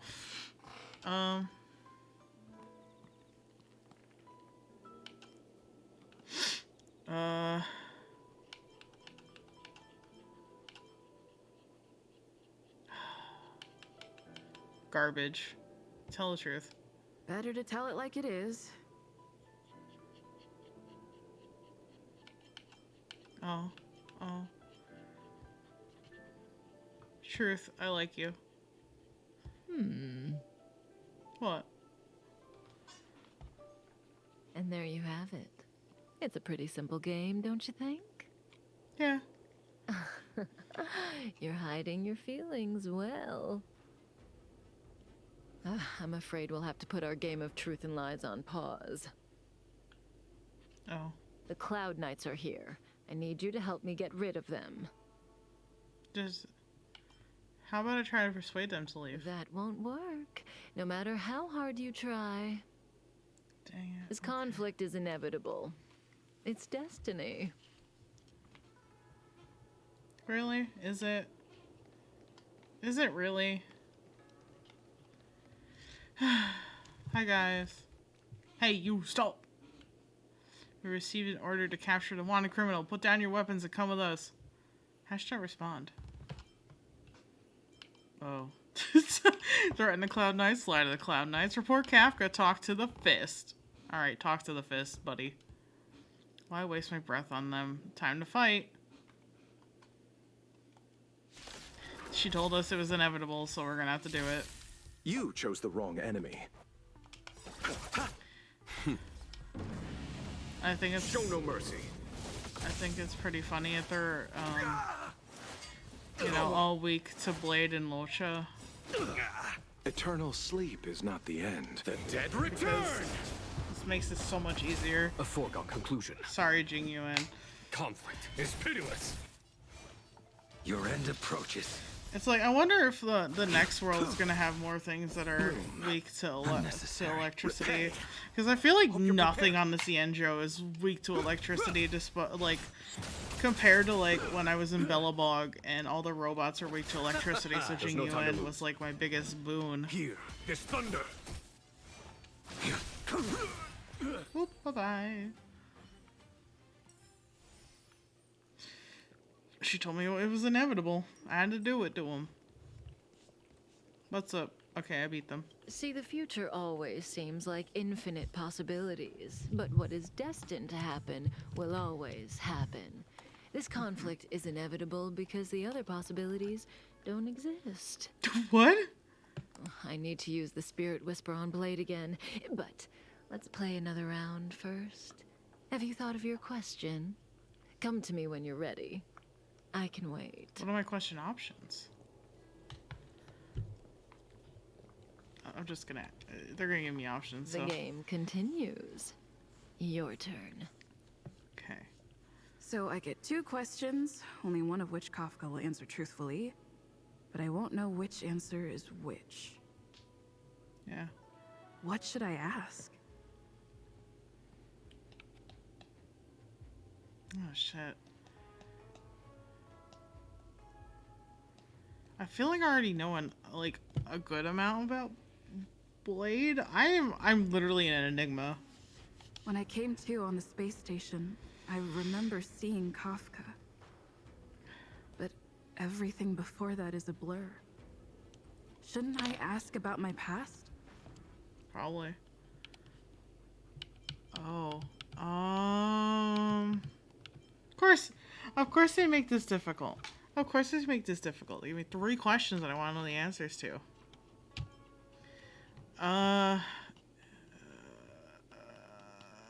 What is my connection to you? I guess the Stellaron thing can wait. Genetically speaking, you are my child. A quarter of the data that makes up your body comes from me. Of course, neither Silverwolf, Blady, nor Sam are well suited for looking after a child. So the burden of mentoring you fell on me. It was a stressful job, and I dumped you on the train as soon as I got the chance. No matter what she says, she looks like she's got something up her sleeve. I can't tell what's true and what isn't. I see the look on your face. Don't bother asking. I can't tell you if an answer is true or not. Make your best guess and choose your next question based on my answer. That's the beauty of the game. I hope your next question proves interesting. The rules of this game are like reality. We all think we have infinite possibilities, but when you really analyze it, you could count them on your fingers. Every question and answer is constrained by previous choices. The future is like a labyrinth. Every divergence is merely an inducement. There is only one real path. Are you sure you don't follow the Aeon of Nihility?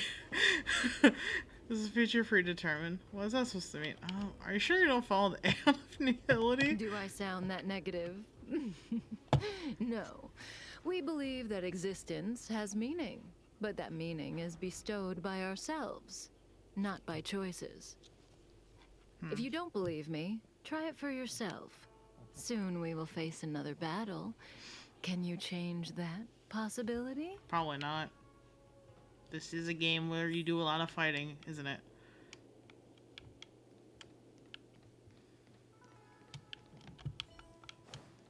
Eat this.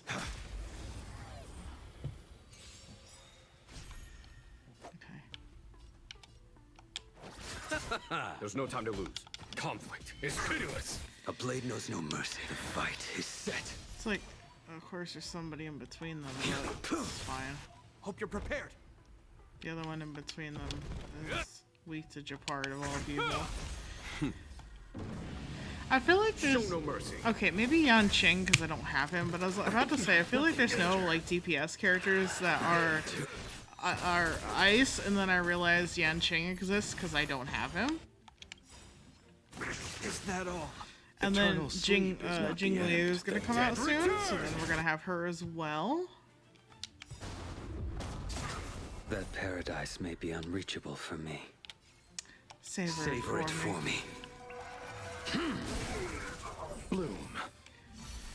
Repay. A veil to send you. So I feel like, because I know This sword needs sharpening. Lynx is coming out next, and she is Abundance. So, what's that noise? Is that a knock? Where's it coming from? Interesting. Okay. Because for ice right now, if I remember correctly, it's Japard and March Preservation, Pela Nihility, Yanqing Hunt. I don't think there's anybody else that's ice right now. Actually, let's take a look. Let's take a detour for like 5 seconds. Prove me right or prove me wrong. 'Cause she's quantum. She's physical. March. Pela. Herda, erudition. Ah, I see. I forgot. Oh god, her head follows me now. I don't like that. I don't know, it's kind of unsettling. Okay. So I guess technically, oh wait, I did get a nihility light cone. Hold on, it's not important. I'm doing it anyway. So I guess besides Yanqing, Herda is another one that is ice damage. I did finally get another nihility thing, Sampo. Here you go, bud. Here you go, buddy. I don't know if it's good on you, but you can have it. Alright. Let's get this guy. I didn't use the skill again. Oh well. These guys are way easier than the Mara struck. It's fine. A foregone conclusion. Conflict is pitiless. Your end approaches. This ends here. Ow.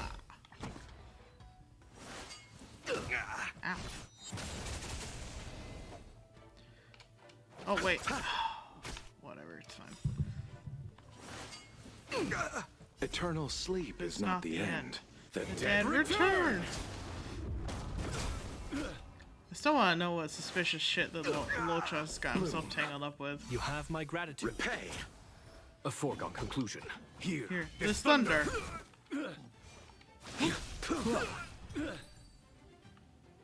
Okay. Oh, the robot just disappeared. Oh wait, I don't want to get in that fight right now. Alright, Kafka, I beat him up. What's next? Oh. What? Well, you're doing a great job. As expected, I would think. The future is still clear. The real test lies ahead. The young sword master of the Cloud Knights. He will not be an easy foe. Why? Why don't you gonna beat him? Then, let's continue our game. It's my turn again. I told the truth last time, so I'm not gonna lie. Second question. Do you want to see me again? What kind of question is that? Will we see each other again? She'd know the answer to that one. As for whether I want to, seems obvious to me.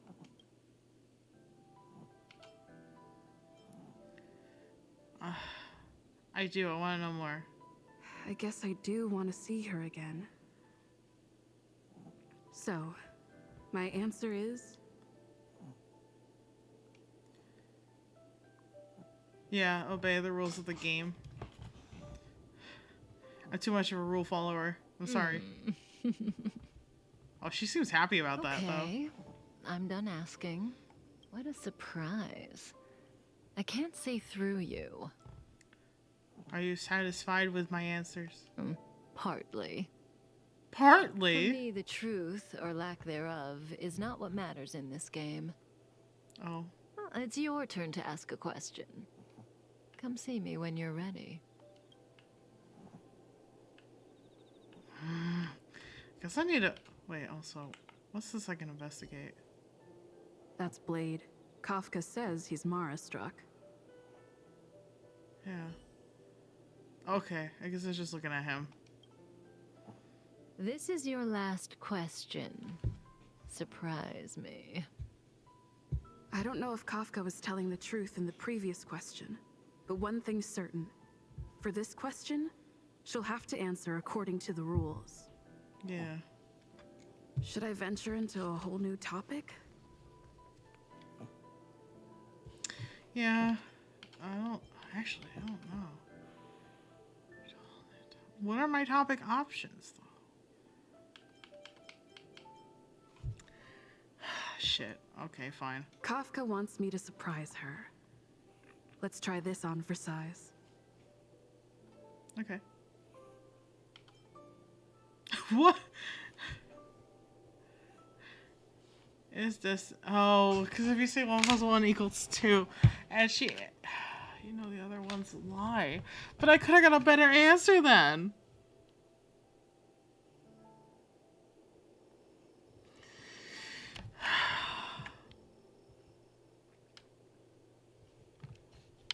Okay. Correct. Very Clever.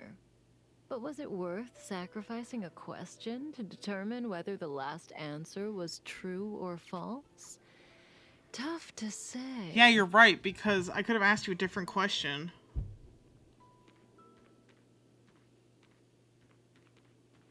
Stellaron hunters. The General was merciful enough to let you live, but you haven't shown the slightest bit of gratitude. Kiddo. Why are you here? Because she was struck by my spirit whisper.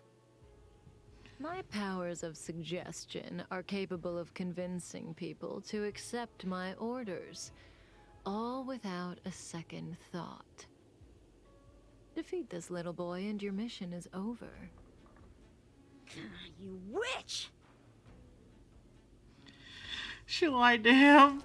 And he believes her because he's so gullible. Don't get complacent. God damn you. He is weak to lightning.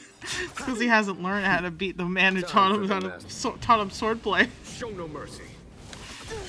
In the name of Landau, a will forged Which in ice. Never falters. Come get me. Too little. That paradise may be unreachable for me.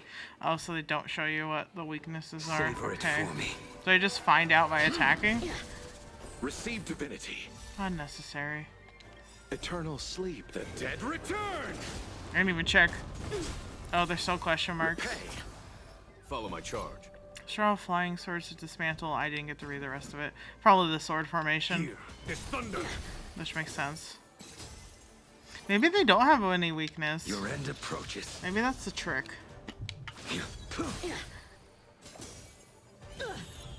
Alright. First, the first one to attack after that has to be the one that does the least damage, right? There's no time to lose. Conflict It's pitiless. Yeah. Whoa! He doesn't talk at all. He's yahooing. It's like Mario. Whoa! Failed to send you. Okay. Well, that's fine. Here is thunder. Let's settle this. Assume it, like... I will dispatch you. Yes, I know. Insufficient energy. Yes, miss. You are lying on my keyboard again. You funny little dog. This ends here. Well, like, I don't know. I feel like I've mentioned this before, but she's tiny. Follow my charge. So, when she starts doing that thing where she's like, pick me up, I just put her on my desk in between me and my keyboard. So it's difficult to use the keyboard, but that's why I have my controller. It keeps her from barking because she's bored and or stressed out. And it allows me to continue playing. Eternal sleep. The dead return! And I mean, it doesn't help that I absolutely adore my little dog. She's my little dog. That paradise may be unreachable. Oh, oops, I hit the wrong button. Savor it for me. Receive divinity. Repay. I'll see you off. So I guess does that sorry, this is a thought about talking with Kafka. Does that mean no matter what you asked her first, she was gonna lie about it, and the second one was always gonna be the truth? Because now I'm upset that I didn't ask her another question about herself or me or Blade even. Failed to send you. I failed. Sorry, kiddo. Kafka used Spirit Whisper on Yanqing and told him to leave, then breathed a sigh of relief.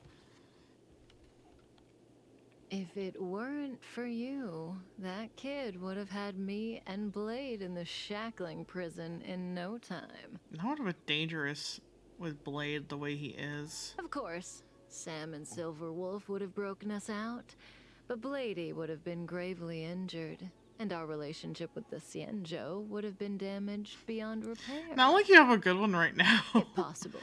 I'd like to avoid that kind of future at all costs. Okay. Can I leave now? Yes. The Mara in you is temporarily suppressed.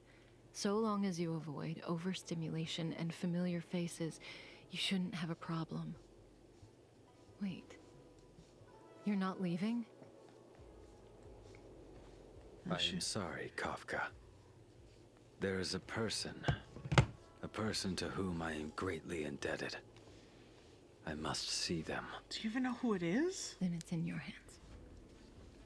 Elio didn't say anything about what happens next.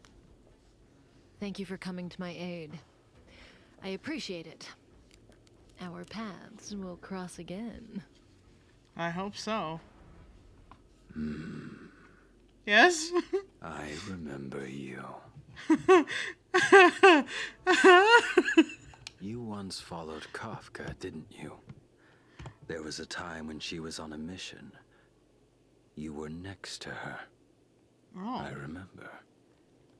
I've yet to see anyone follow her for as long as you did, and live to tell the tale. I don't remember shit about it though, Blade. Guess I order my thanks then. Yeah, I guess I order my thanks then. Every Stellaron hunter has a deal with Elio. I do not know the nature of those deals, but I do know that Kafka and I agreed to take orders from Elio. She must have sought something extraordinary. Everything she does comes at a great cost.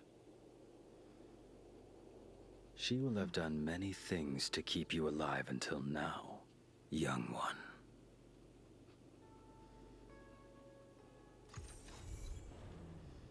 Free will. She's not a guest yet. Damn, only Silverwolf is a guest on the Express right now. You complete companion mission, letter from a strange woman. Well, of course. And of course there's nothing for Blade right now. Oh, that's right, I still have to do that today. Yes. And ultimate deal the final blow really is what I should do. Oh, okay, so there's that. That's really... I appreciate that, Blade. I know you don't know that I appreciate it, but I appreciate it. Let's do the one with Clara. Let's finish Clara's while we're at it. And then I'll be all the companion missions for now.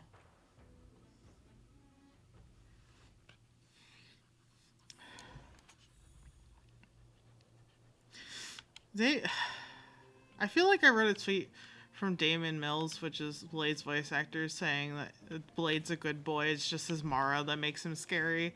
And honestly, I agree. That one interaction, I mean, I agreed at the beginning because I was like, I like Blade. There must be something good about him. And that one interaction, my boy. Blade's my boy. Blade's my boy, Lola. What are you gonna do about that? Nothing. Look cute so that you love me more. I always love you more. You're real. They're fictional. Don't worry, miss. Hey, Clara. What's up? You, Pascal, very like Clara. Oh? Good boy, Pascal. Based on the information gathered, it is recommended that Pascal's data be formatted and integrated into the base network so that he doesn't threaten the property or safety of the camp's residents. I know this is the most sensible option, but Pascal... Yeah? How are the repairs going? Welcome, outsider. Thanks to Clara's hard work, the repairs were completed successfully. Yes, the little fella is alive and well again. It's just that some parts aren't completely back to normal yet. Like his speech function? What about Pascal isn't normal exactly? I think you should go. No, not give up. Never give up. Pascal, is that his name? Yes. Mr. Svarg and I spent a long time coming up with a suitable name. It's cute. Pascal, good. I am called Name. Oh, look. Pascal is greeting you. It's just... his speech is still a little confusing. Yeah, I noticed. The examination conducted earlier revealed that the information stored in this robot's core module is incompatible with the new hardware. Furthermore, many defective networks were detected in the core module. A significant amount of muddled information with unknown content was discovered during a deep scan. Simply put, Pascal's brain is filled with junk information of unknown origin. This junk, along with hardware that's incompatible with his core, caused him to lose his ability to communicate. Oh, so you're gonna have to rebuild that. Apart from the language module, Pascal is still functioning properly. That's good. However, the robot still has a 44.7% chance of malfunctioning. Ooh, it's almost It's half. recommended that Pascal's data be formatted and integrated into the base network. Mr. Svarog, I understand, but I think Pascal is different. He possesses a quality that other small robots don't have. In some ways, I believe he's similar to Mr. Svarog. I can't overlook this unique quality. Mr. Svarog, could you give me a little more time? I want to investigate this further. If we don't find anything, you can integrate Pascal into the network. Understood, Clara. I respect your wish. In the meantime, I'll make sure that this robot doesn't endanger other people or property. So what do we do now? We should just format the robot. No! Let's try our best first, because if he's like Mr. Svarog, that means he's probably been around for a while and has some more unique human traits. Because like Svarog can care for Clara, and Svarog can like basically like his lines, especially when you beat him as a boss, he says family. Like he has that ability to like make a connection, and it has emotional meaning to him, which is very unique compared to all these other robots that are kind and they do things and they, you know, don't harm Clara, but I don't think they like Clara in the way that like a human likes somebody else, like a friend. I think it's all programming. Right, Lola? She's like, I don't know. All I want is some Cheetos. I'd like to recap what I discussed with Mr. Svarog earlier. Yeah, please do. Let's begin by doing exactly what we did before. Okay. Find a new shell, put Pascal's core in it, and see if the hardware is compatible. Ah, okay, this again. According to the analysis, Pascal's original hardware was a direwolf or grizzly model. If we can put its core into the appropriate shell, there's an 87.3% chance that its language module will return to normal. Okay. There are all kinds of abandoned robots in the machine graveyard. Let's go take a look. I think the direwolf's the one with the chainsaw arm, right? Which would mean the grizzly's probably the big one. Oh, sorry, Lola. It definitely isn't this guy, I don't think. I think it's one of those. I think it's one of those or the other one. Because I'm 90% sure that the direwolf is the big guy with the chainsaw arm.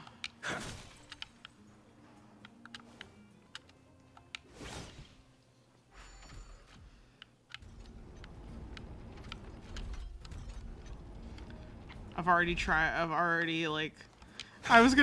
moved on from the Kafka thing, but I'm like, I haven't moved on from the Kafka thing. I'm still upset that I wasted that question. It's the same old place.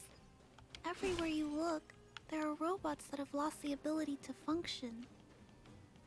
Hey, big sister, take a look over. Yeah, I saw This is an automaton direwolf. That's what I thought. It Haha. appears to have been modified. It's most likely another abandoned robot pet.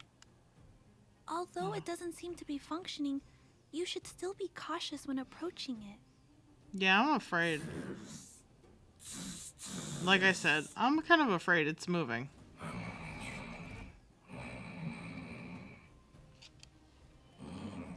Oh, it's not actually speaking, but it is speaking.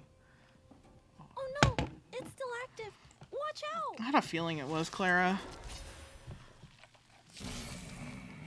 Intruders violate protocol. Terminate protocol. Eliminate. Oh god. This big fella is completely out of control. Let's quiet him down. I will dispatch you. It's like, won't this damage the shell that we need for Pascal? I feel like this is what happened last time. We like fought one, damaged it, and then Pascal went crazy. And we had to beat him up again to stop him, if I remember correctly. Never falters. Yeah, why didn't I finish this the day that I was playing this originally? I probably was tired. I honestly probably was exhausted. It's pitiless. Or I've been playing for a while. It's another possibility. Because I think when I did this, I still had Belobog to finish, and then the Cienjo. Savor it for me. So it wasn't like this where I finished all the story content. Now I'm going back for it. Okay. You chose the wrong enemy. It's also kind of like not miraculous, but because I have a good memory. But it's kind of funny that I remember almost exactly where we left off last time with this, even though I haven't played it in probably months.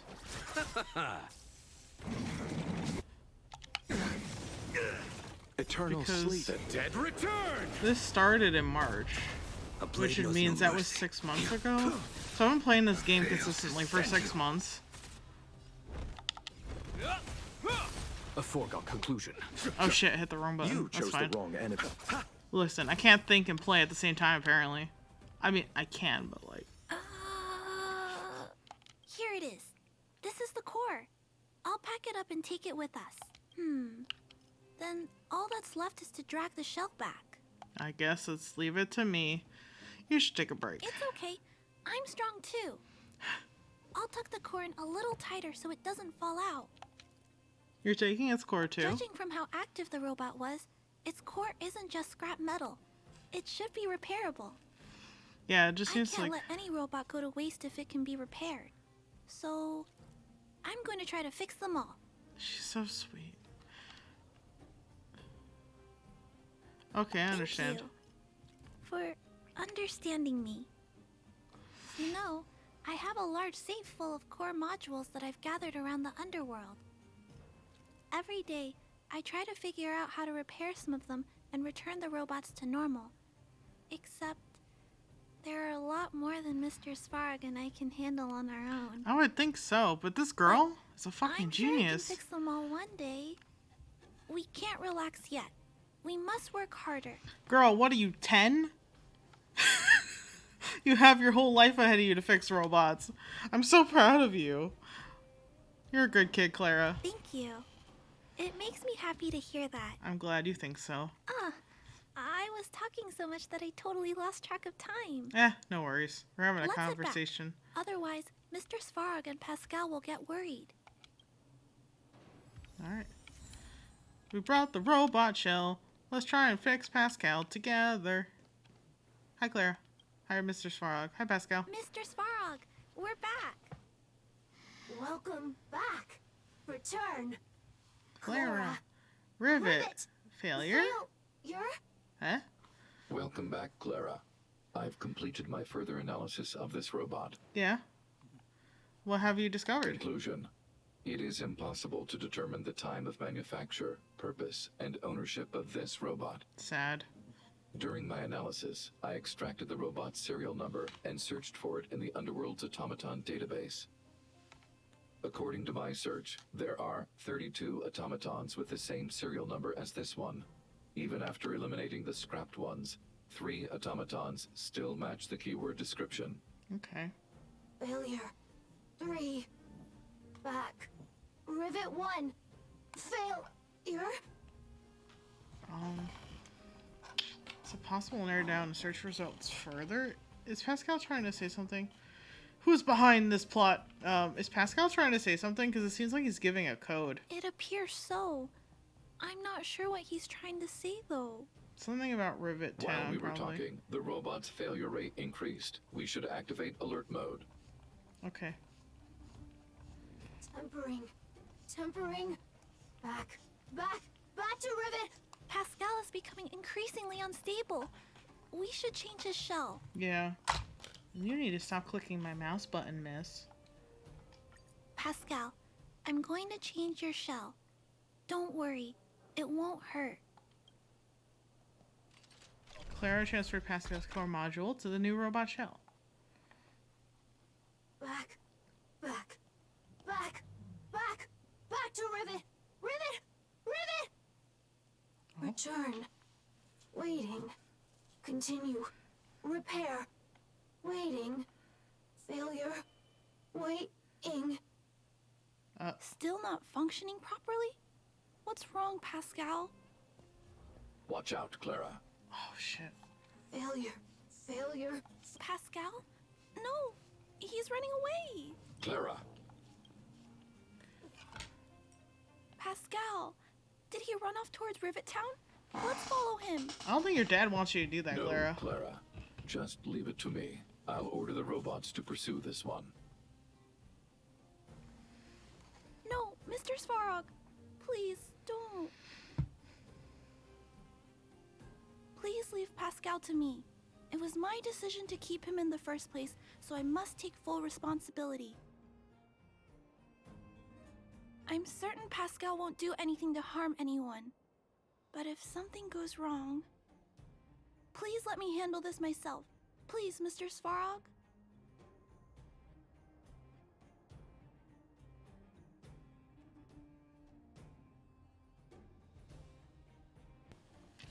Can you endure the thought of erasing his data yourself?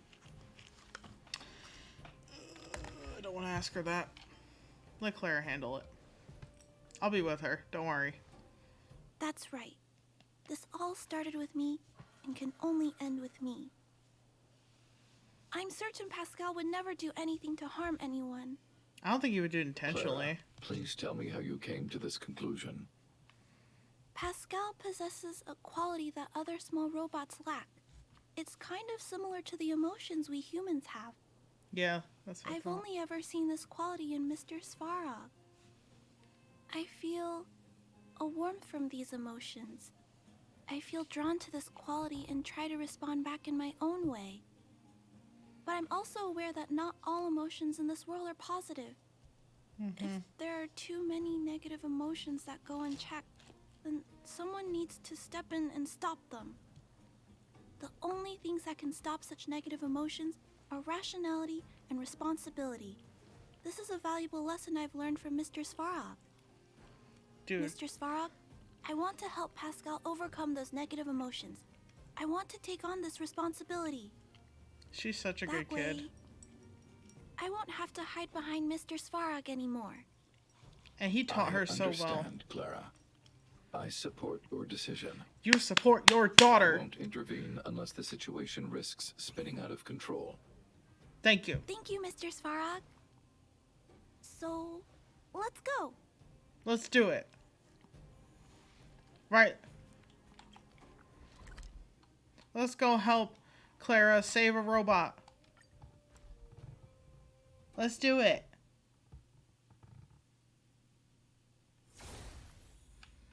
Let's do it. Look, Pascal's over there. Who's standing next to it? Another robot? You know. Pascal, who did this to you? Was it that robot? Pain. Hurt. Pain. Hurt. Pain. Hurt. I feel like we've gone backwards. Pain. Wasn't he do this at the beginning? Clara, get away. This is a fragmentum creature. It's extremely dangerous. Oh. A fragmentum creature? What are you talking about?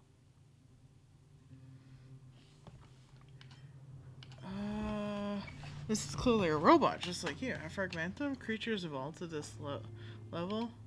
Did Svarog send you? Spit it out. I am on a standard patrol mission.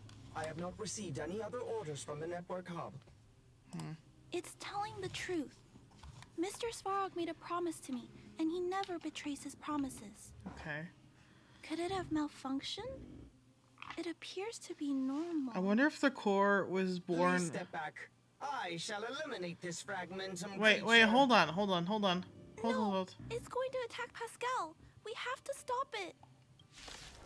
You gonna make me fight it? Hostility detected. Don't get commence elimination protocols. I'm sorry. Oh no!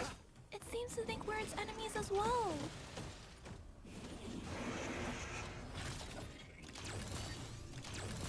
Follow my charge. Why did I not realize that the head is the same as the direwolf this whole time, and I've been playing this game for what, 6 months, like I said? I will dispatch you. The fight is set. Nobody look at me. This ends here. I've made a mistake. Did not realize. In the name of Lend, a will forged in ice. Never falters. I guess it's because I've always seen like those two dots on the belly to be like the eyes.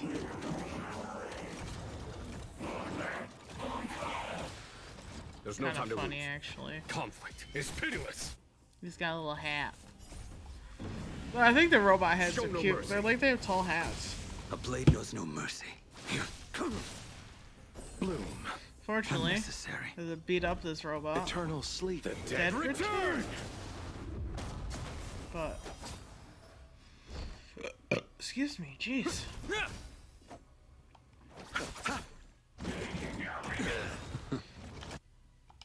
That paradise, savor it for me. Eye itches. A foregone conclusion. Here, This thunder. I failed to Send you. I'm never gonna forget Blade calling me little one. I'll see you off. That was so cute. Why is he so cute and respectful? Isn't that like a meme or something? Like an audio clip? Follow my charge. Or is it, how is he so handsome and respectful? You chose the wrong enemy. I don't know. I know something. I will dispatch you. Well, hopefully this will eliminate that as well. Yes. Wahoo! I wonder if that was tainted by the Fragmentum, maybe. The other robot. Phew. Luckily, the patrol robot and Pascal's cores are still intact. The big fella shell is only slightly dented. Thank you for your help. No problem. The That was only kind of thing that scary. puzzles me is why the big fella mistook Pascal for a Fragmentum creature. I wonder if he has been twisted by the Fragmentum. I can't figure it out. Well, let's not worry about that now. I feel like we should Anyway, kind of worry. I'll take this core back and examine it. Now, let's insert Pascal's core into the big fella's shell. It's the only other shell that's we could try, because that's the other model. Yeah. See, I was right. That was the grizzly. Language module. Connect. Connecting. Connection. Complete. Testing. Verifying. All modules working. Connected. We found it. Welcome back, everyone. Finally. Pascal has been waiting. Pascal, you're back to normal. A happy ending. We should work out our rewards. Ask him why he's stealing parts. What's next? What's next? We still need to ask Pascal why he was stealing parts in the first place. Yes. Pascal, could you please, explain why you were stealing parts? Collecting. Parts. Returning to workshop. Workshop? Oh, do you mean the tempering workshop in Rivet Town? I think so. Been waiting. Repair. Follow, please. Pascal. Oh, he's still speaking in broken sentences, but at least it's Pascal ran off. at least it's in order He went now. in that direction. I think he wants us to follow him. Yes, that's what he said to us, Clara. He did tell us. Of course, there's monsters in the way. Oh. I think this place used to be a restaurant. One time, I found a bunch of canned food here. The vagrants in the camp were so happy. I can imagine. However, I've always wondered, Yeah? the light here, why is it still on? This place has clearly been abandoned for a long time. You know, I didn't really think Also, about that. There's dust all over the place, but none of the equipment appears to be deteriorating. I'm wondering about that too. Is it possible someone lives here? Maybe Rivet Town is haunted. No, I think somebody lives here, especially because that workshop is still there. I don't think so. No one should be living here. I never saw anyone when I came here to hunt for supplies. Doesn't mean they want to be Anyway, found. someone must be looking after this place. But who? And why? Good question. Never mind. I'm running. I'm running. Can't catch me. Can't catch me! Can't catch me in the gingerbread man. Bitch. Alright. What's up, Pascal? Clara, welcome back. Rivet Town. Okay. Look, isn't it shiny? Job, Pascal. Done. Nice. Oh, he's been taking care of it. Huh? Could it be? Pascal has been repairing this abandoned town? I think so. Pascal, repair. Indeed. Waiting. Been everyone. Is this why you've been stealing parts? Parts. Pascal, collect. Non-stop. Rivet Town, repair. Non-stop. Yep. It seems that Pascal was stealing parts because he wants to repair the town. Have you been waiting for us? Waiting. Everyone. Pascal, non-stop. Leave, everyone. Come back one day. Has Pascal been waiting for Rivet Town's evacuated residents to return? That's what it seems like. Have you been? I feel like he answered that, but okay. Repair. Been every day. Pascal, use, can, Everyone return. Pascal has been looking after the town so that everyone can go back to their previous lives when they return. That's so cute. So why'd you bring us here? Workshop. Tempering. Here. Base. Pascal. Secret. Parts. Store. Enemies. Not here. Place. Safe. Scared. No need, everybody. Ah, this appears to be the secret base where Pascal keeps the parts. Although we now know why he took them, there are still many unanswered questions. For example...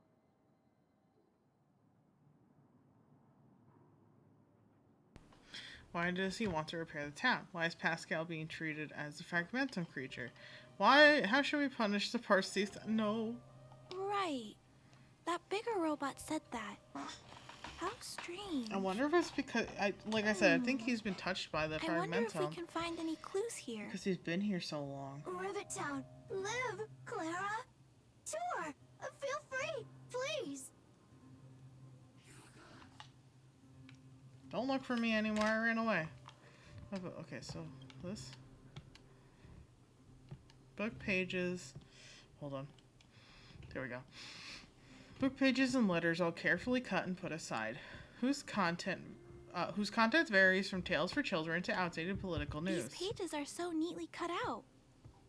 Oh, and they smell like geomarrow fuel. Is there someone here in Rivet Town doing this? Or could Pascal have collected the pages and put them together? I wonder if Pascal is haunted. Like, there's a spirit of somebody who used to live in Rivet Town inside of Pascal now. I'm just theorizing. Oh, there we go. What about this? Well-maintained CRT display device. Though covered by some dust, it still functions. This must be the result of Pascal's meticulous repairs. Yeah. But the little fella doesn't really need the monitor, does he? No, but somebody else did. I feel like he's taking this personally. Hey, those look like handprints on the side of the cabinet. Human handprints. Could this monitor have been recently used by someone? Oh.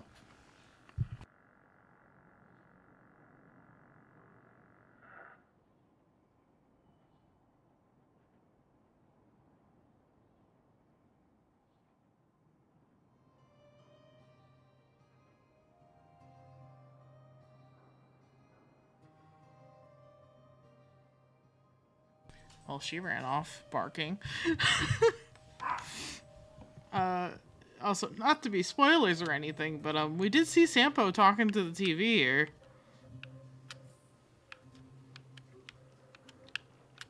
Okay, investigate. Huh?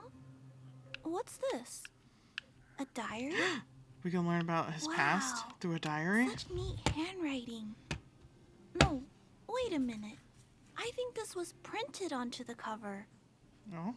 Could it be Pascal's? Maybe. Oh, it is. The page displays a neatly printed typeface, not handwritten, and appears to have been bound in later. Oh, is he taking pages from random books and making a diary out of it? Blank 3, 6, blank 7. Airframe damage, log backup failure, manual record log. Oh, because he doesn't have the ability to use his log anymore, so he put it down. Daily rescue progress 25%. Estimated time of completion 2 days. Discovered number of survivors null. Rivet Town Guard automation online count 1. As determined as current unit. Oh, so he's the only one left. Daily rescue progress. So 4, this is the next day. Daily rescue progress is now 75%. Estimation completion is 1 day now. No survivors. He is the only unit still. The progress is 100%. No days left. Summary. Discovered number of survivors null. Possible reason retreated. Rivet Town Guard automation online count 1. Possible reason for online status backup power activated. Decision patrol continue Rivet Town reparation anticipate return of residents. This is what he was doing.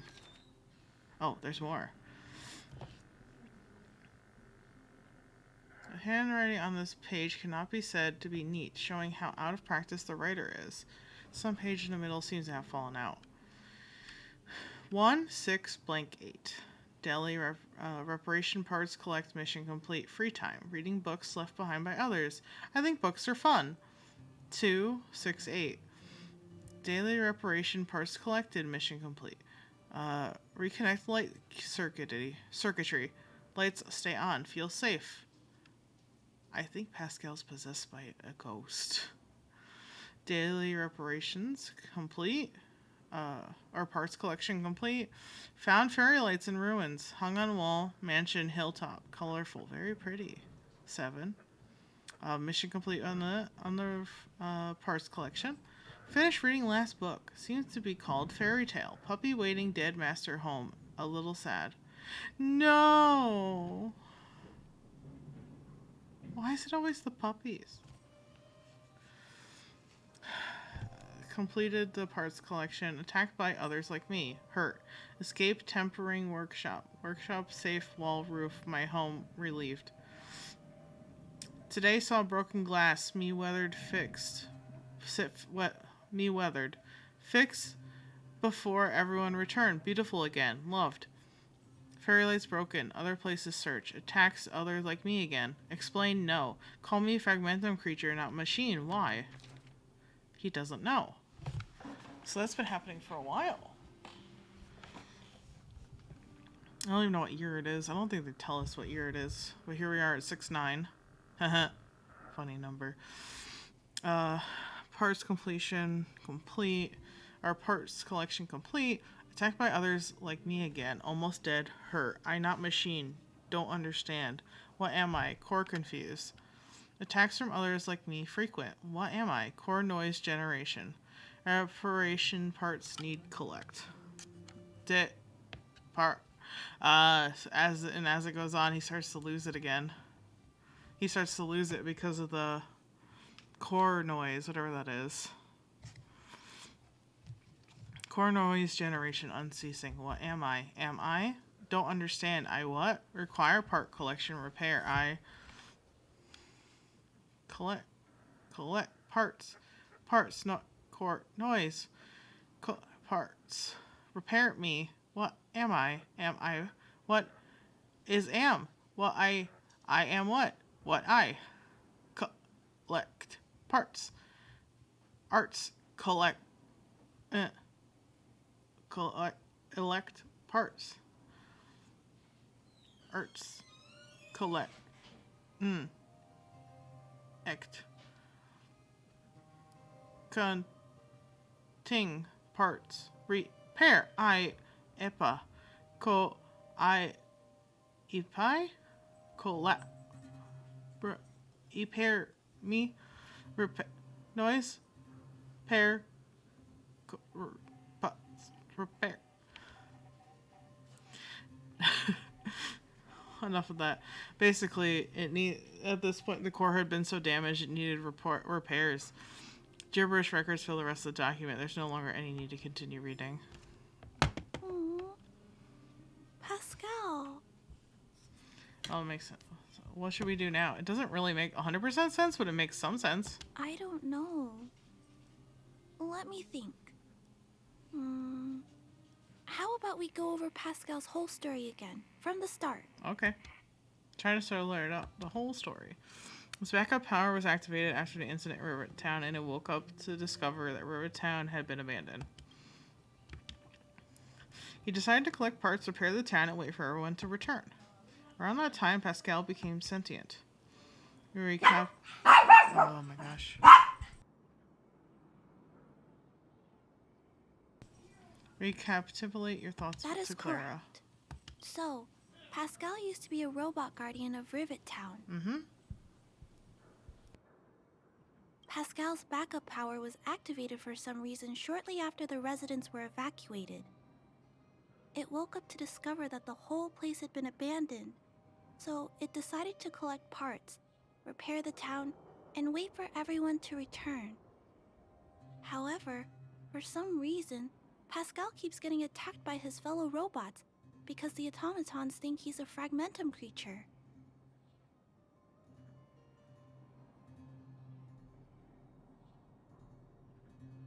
Maybe Pascal's gained sentience. Could it be possessed by a fragmentum creature? I'm wondering. I'm not sure, but I suspect Pascal's tormented sense of self stems from him being constantly attacked by his fellow robots.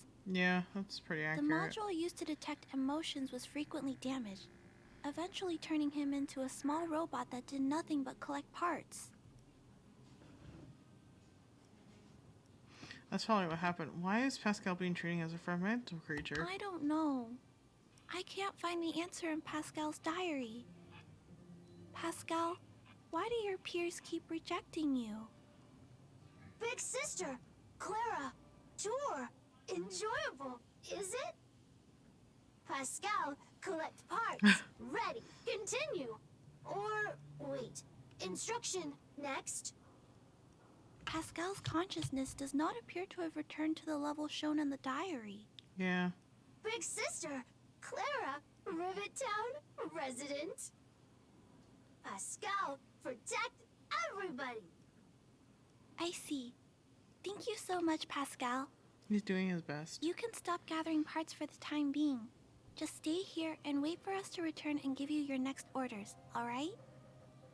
Pascal, affirmative. Be good. Wait. Mm-hmm. Let's go back to Mr. Svarog and talk about what to do next. Alright. Svarog may have the answers we seek. Or at least he has some sort of insight, as he too is a robot. Alright. Svarog, we're back. Svarog. Excuse me. We have questions. We need to know what to tell Pascal to do. He thinks he's protecting Rivet Town, but Rivet Town has nothing left to protect. So, that's what happened, Mr. Svarog. But there's one thing I don't understand. Why is Pascal being treated as a fragmentum creature? I don't think anybody understands that. This robot has been repairing itself using fragmentum-contaminated components for an extended period of time. Therefore, automatons connected to the base network recognize it as a fragmentum creature. This is a minor issue that can be resolved by replacing components. Do not worry. I see. Has Mr. Svarog ever witnessed a similar incident anywhere in the network? No. Network-connected automatons regularly clear out muddled information in their core modules. The likelihood of a robot gaining sentience beyond control is approximately 0.12%. For those that aren't connected to the network, the chance climbs to 3.23%. Please keep in mind that these probabilities are only estimates. Over the past 700 years, this has never happened in the underworld. I think we found one. She didn't know what to do either, but the robots here appear to be quite intelligent. Can't believe such an improbable event actually happened. Improbable events that are easily disregarded frequently result in catastrophes. Given that automatons can still develop emotion modules using their own processing power, I have a backup plan in place. Okay, damn, rain Mr. on my Svarog parade. always takes all factors into account and handles problems logically. I can't do that myself yet. It's because you're a human, Clara. So, what should we do with Pascal? Yeah, what do we do with him It is recommended that Pascal's data be formatted and integrated into the base network. Same shit again. I will maintain the robot's core module and repair its hardware once it has been integrated into the base network. There is a greater than 97.2% chance that this robot will return to normal after the bad sectors and muddled information are removed. However, you lose Pascal the way he is. Yeah, but what about Pascal's emotional intelligence? Sounds like an excellent plan to me. I know there has to be a catch. Yeah, what about the emotional intelligence? once the formatting is complete, the robot's emotional intelligence will vanish. Unfortunate. Is there no other option? This option minimizes both internal and external losses. Although Clara's account indicates that the robot is relatively stable, the assessment based on the computations shows that both the risk of Pascal crashing and the amount of muddled information are increasing. When it approaches 100%, He no longer will work anyway. But I don't think I'm ready to give up on Pascal just yet. We've helped Pascal find compatible hardware. If we can eliminate the muddled information without damaging the sectors linked to his emotional intelligence? you know the chances of that are incredibly low, Clara. Svarog's calculations are extremely precise. How do you generally get rid of muddled information? I understand. There's only one way to completely remove muddled information: overwriting. When the muddled information is removed, the base network will create a comprehensive backup and overwrite the data stored in the corresponding sector. Well, can we do that without damaging the other parts? There's another way. You would think so. We can install a lock in Pascal's core. Clear the redundant data and locate the core sectors that are still intact. Then we can install a new suite of operational programs. This suite of programs can regulate Pascal's behavior and prevent him from hurting people. With this method, we might be able to retain as much of Pascal's emotional intelligence as possible while keeping him out of trouble. If we can keep Pascal's emotional intelligence, I might be able to teach him to treat people with kindness. What do you think, Mr. Svarog?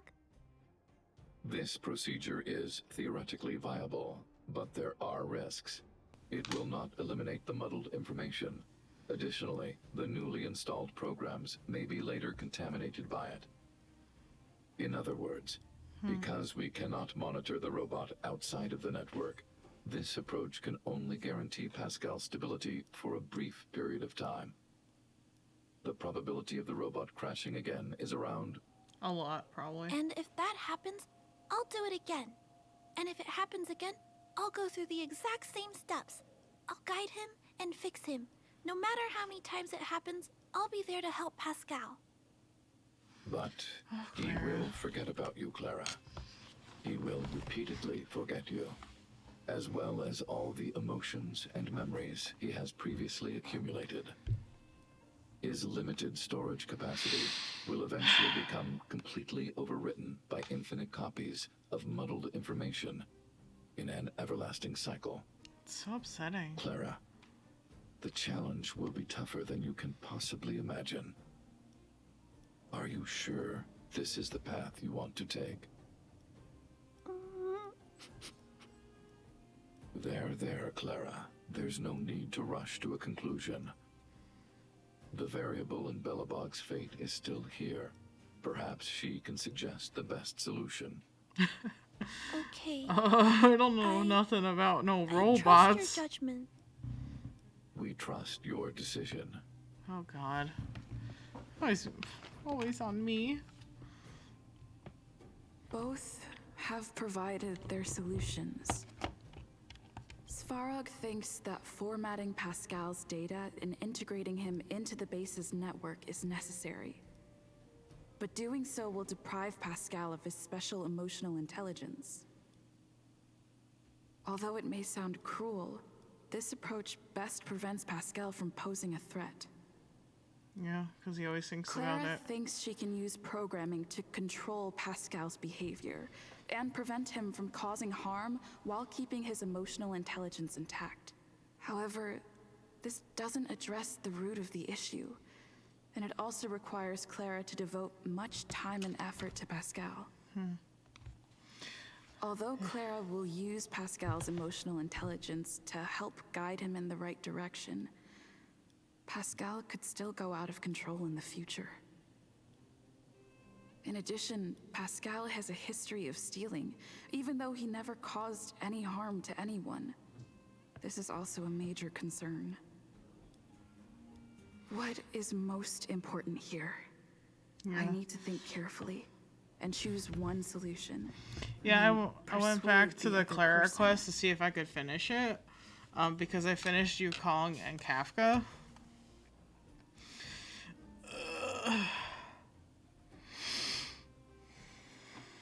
I know, I really don't want to get rid of his emotional intelligence, so I think I also am gonna go with Clara. Clara proposed that you should choose Outsider. I respect her wish. I think if they do that, Have you made a decision about how to handle Pascal? I think if they do that, they also could try and figure out another solution. I had anticipated this possibility.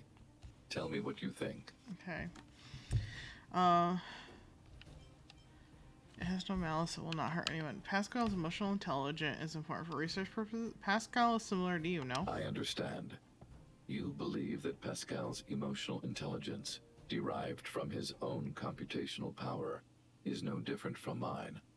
I mean, why I am would it be? currently still unable to conduct a thorough analysis of human empathy. However, I recognize the importance of respecting such emotions. Clara believes in you as a variable. Either way, your input will be taken into account. I'll keep gathering information and calculating new possibilities.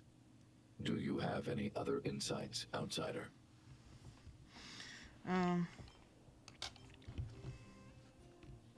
Clara's determination cannot be underestimated. Emotions are priceless. You said you'd try and make Clara's wish come true. People Clara's age do not usually take on overwhelming social responsibilities. I know, but... To ensure that Clara grows up well, I've always avoided overburdening her. But if Clara insists on taking on such responsibilities, then I have no right to object. There's no need to discuss this any further. If you insist on using Clara's solution, the Svarog base network will completely support you.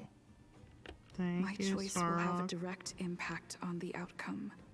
I should mull it over. Oh, Clara's idea.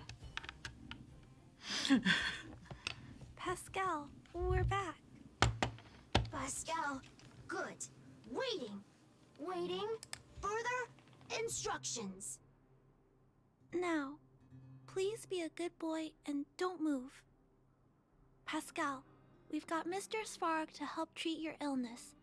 He'll help you recover. Illness? What is illness? But Pascal not move, recover, health. Mr. Svarog, let's get started. Understood. The protective programs are ready for installation. I hope I made the right decision. Is it done? The programs were successfully installed.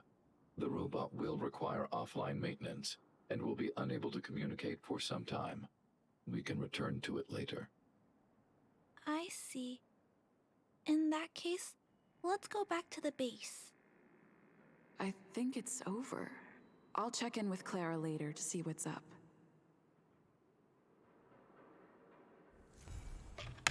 Fairly Affectionate, Part 2 complete. Yay! Clara has become a visitor on the Express. Clara and the sun.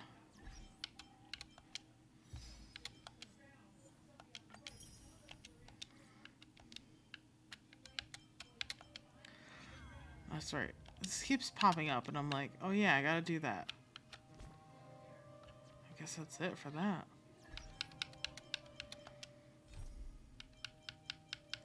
That's all the companion quests. Well, boys, I think we've done it. I think we did it. We did all the companion quests. There are no more companion quests left for now. So, I think I may have to bid you adieu for this stream. What did I think about Kafka and Yukong's quest? Yukong's quest ripped my heart out and made me want to cry. I just can't believe it. You know? It's like Qingni was not actually her daughter, like biologically, but was her daughter because she took on raising her for her best friend, and they became family despite the fact that, you know, they physically weren't family to start because of how important Sai was to Yukong. And even though she was adopted, you know, Qingni still was like, you are still my mother. And I don't know, it felt emotional. It was so emotional, and it felt like it was written so well. And like, we didn't have that teenage angst of, you're not my real mom. Like, that was her mom because that's who raised her. And that is like, I assume that's how most kids would be, rather than being like, I'm not gonna do what you say because you're not my real mom. I feel like for a child, like, I know this is fiction, but like for a child, I feel like the person who spent the time and gave them the care that they needed to grow up would accept that person as their parent far more than the person who has passed away and didn't have a chance. So to me, it felt realistic, and I was almost in tears. Again. Last time I was almost in tears was Baiju's character quest. Can't fucking believe it. Kafka, I'm still mad about the fact that I wasted my question. My second question, that is.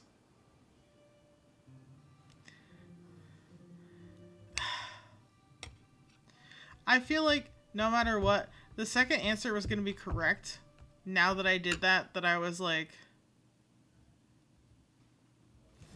It also highlights my ongoing comments on the Aeons and how they're cruel to their followers. Yeah. They really don't care about them. Like, severely. The fact that Lan was willing to let so many people die. But he could have ended it at any point. I think it's kind of like the lofty ideals of like following a god and the god not actually being there for your benefit kind of idea. That kind of does persist throughout life, like real life. That's being shown in that quest, like in those kind of moments in particular that happen in this game a lot. I mean, it does somewhat happen also in Genshin, but more so in referring to the past, like the Archon Wars, and not so much the present. Though in the present you do see the lack of, you know, the Archons. I don't know why I couldn't remember that word. The lack of care that the Archons have for the people in their nations to certain degrees.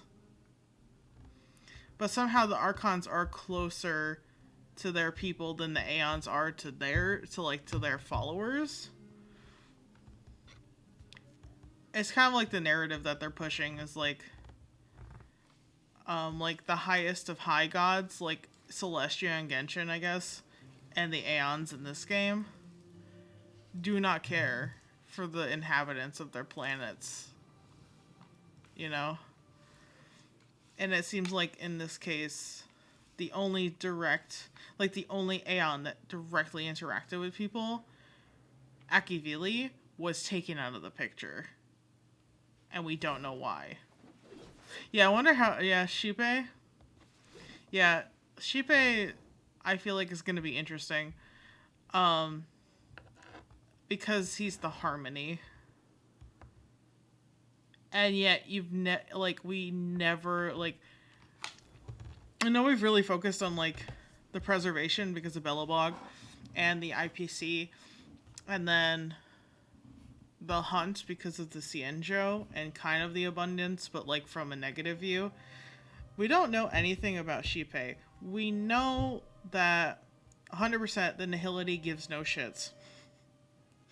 Nihility is like, life is pointless. Okay? He's like that from the beginning to the end. And, you know, we get what was advertised. We know nothing about Shippei, other than he calls his followers the family. And, like, is it like the family like you care about them? Or is it like the family like you're emotionally manipulating them? Or, like, you know, the mafia. You know, you gotta do what's good for the family. Like, what is it? Like, how are they the family, like, your family, Shippei? I'm waiting for your answer. I guess we'll see that next time, like, when the next world comes out, which we don't know when that's gonna happen, but eventually it will happen. And then we're gonna meet Argenti. My beautiful Argenti. The redhead man. The redhead man! But, yeah. You know? Like, yeah. And then, like, speaking about Kafka's quest, like I said, I'm really mad I wasted that second question. But the information that Blade gave me is priceless as well. But yeah, Yukong's quest is so crazy, it makes me wonder why Jing so faithfully follows Lan, who hates Yaoshi, who made them basically immortal. I don't think, like, because Jing Yuan doesn't have a companion quest, I think there's a lot of details missing. And, you know, it doesn't make sense that any of them follow Lan so closely. And I think we really, really we'll see with Yukong, like, her character quest, and Sai and the loss and everything. We see the people who have experienced what the hunt wants and reject it. Like, reject it to a certain degree because of how cruel it is and because of how, you know, how much destruction comes of that path. Where they, like, Lan doesn't care or does not step in until he decides rather than when he's needed. You know? Also, Blade called me Little One. I will never forget how my guy Bladey called me Little One. All he needed to do was pat me on the head, and that would have been it. I'm so precious. I'm a precious little one. But the fact that Kafka's lied to me, because what I asked is what am I to her? Why are you awaiting me? What else?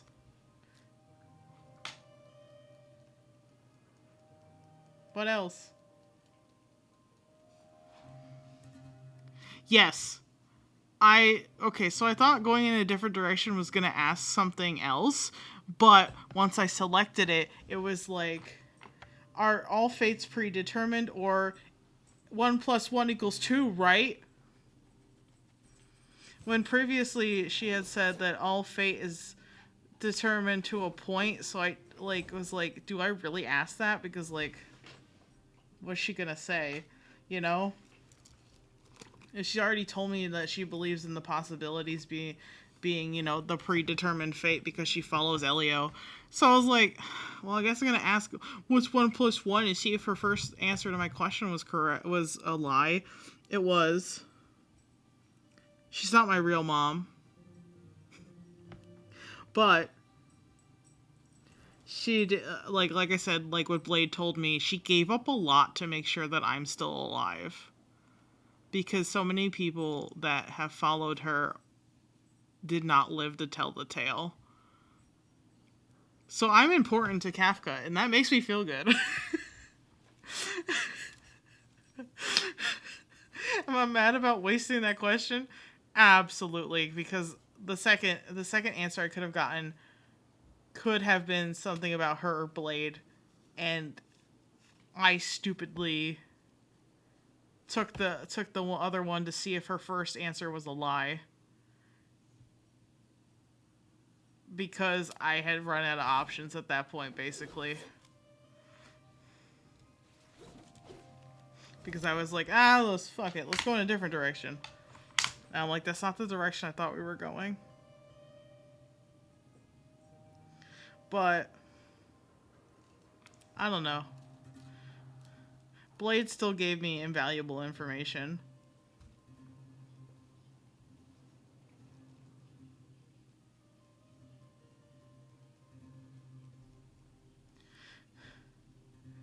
I asked and she said yes, but I can share with you all the stuffs. Okay, share with me your information because my information was presented. And she's not my biological mother. She's not my real mom. Speaking of mothers, the stream. 2 different quests about mothers. Kind of. But yeah. I think that's it because I finished all the character quests for now. I don't know if there'll be anything super important to do next week, so I might do more Genshin because I still haven't finished Fontaine, so I might do that instead. I don't really know. I think I will because I think that makes more sense. But anyway, that's it for this time. And so you can watch the funny VOD eventually. Yeah, Blade saying what he did was interesting, yes. And also, I love him. I feel like, he's got, like, I was, like, musing on the fact that, like, even though he's not aware of his past 100%, he's still Mara-struck and how interesting that is. So there's there's no character companion quest for Blade. So there's more to, like, there's a lot about Blade we don't know either. We just know what's in his character details. So I'm interested in finding out what that means, like what his past holds for us, especially now because we've gotten Bybiter Lune, and Bybiter Lune, Dan Heng, so that's another character.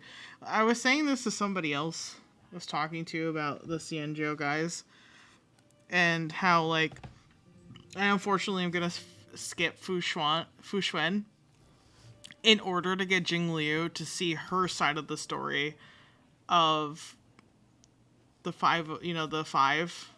big five from the Xianzhou, LeFou, which was Jing Liu, Blade, Jing Yuan, Imbibitor Lune, and the Foxian woman. So when she comes out, maybe we'll have more fun stuff to talk about. Because I will sit here and pick this shit apart for hours. If given the opportunity. So I might do a funny stream when they're all out. And I have them all to level 80. Or, like, ascended so then gets to level 80. Because then the only one I'd be missing is Bailu, who somehow is connected to Dan Heng. So, you know. Shrug. But that's it for this time. We have done our little character quests, our companion quest collection. So I'll see ya on Saturday with the Genshin grind. And if something happens to Mari, where she can't stream for whatever reason, I will do Fontaine character stuff instead. That's what I've decided. So, thank you for watching, And if you missed the live, you can watch the VOD because I'm going to upload it. So yeah. See you later. Oh, also, if you didn't check out my YouTube channel, I did post a video today of me beating Vivienne of the Lake from Genshin Impact. So that's something you can watch. In the meantime, it's a 4-minute funny little video where you can see me beat Vivienne with just Baiju because she killed everybody else. That was fun. Anyway, see you later. See you later this week, and I hope you have a wonderful day, a wonderful night, a wonderful morning, whatever, whenever you watch it, VOD, live, whatever. And remember that we are trash cans, not trash cans. So I can get Jingliu and finish my lore train. Bye-bye.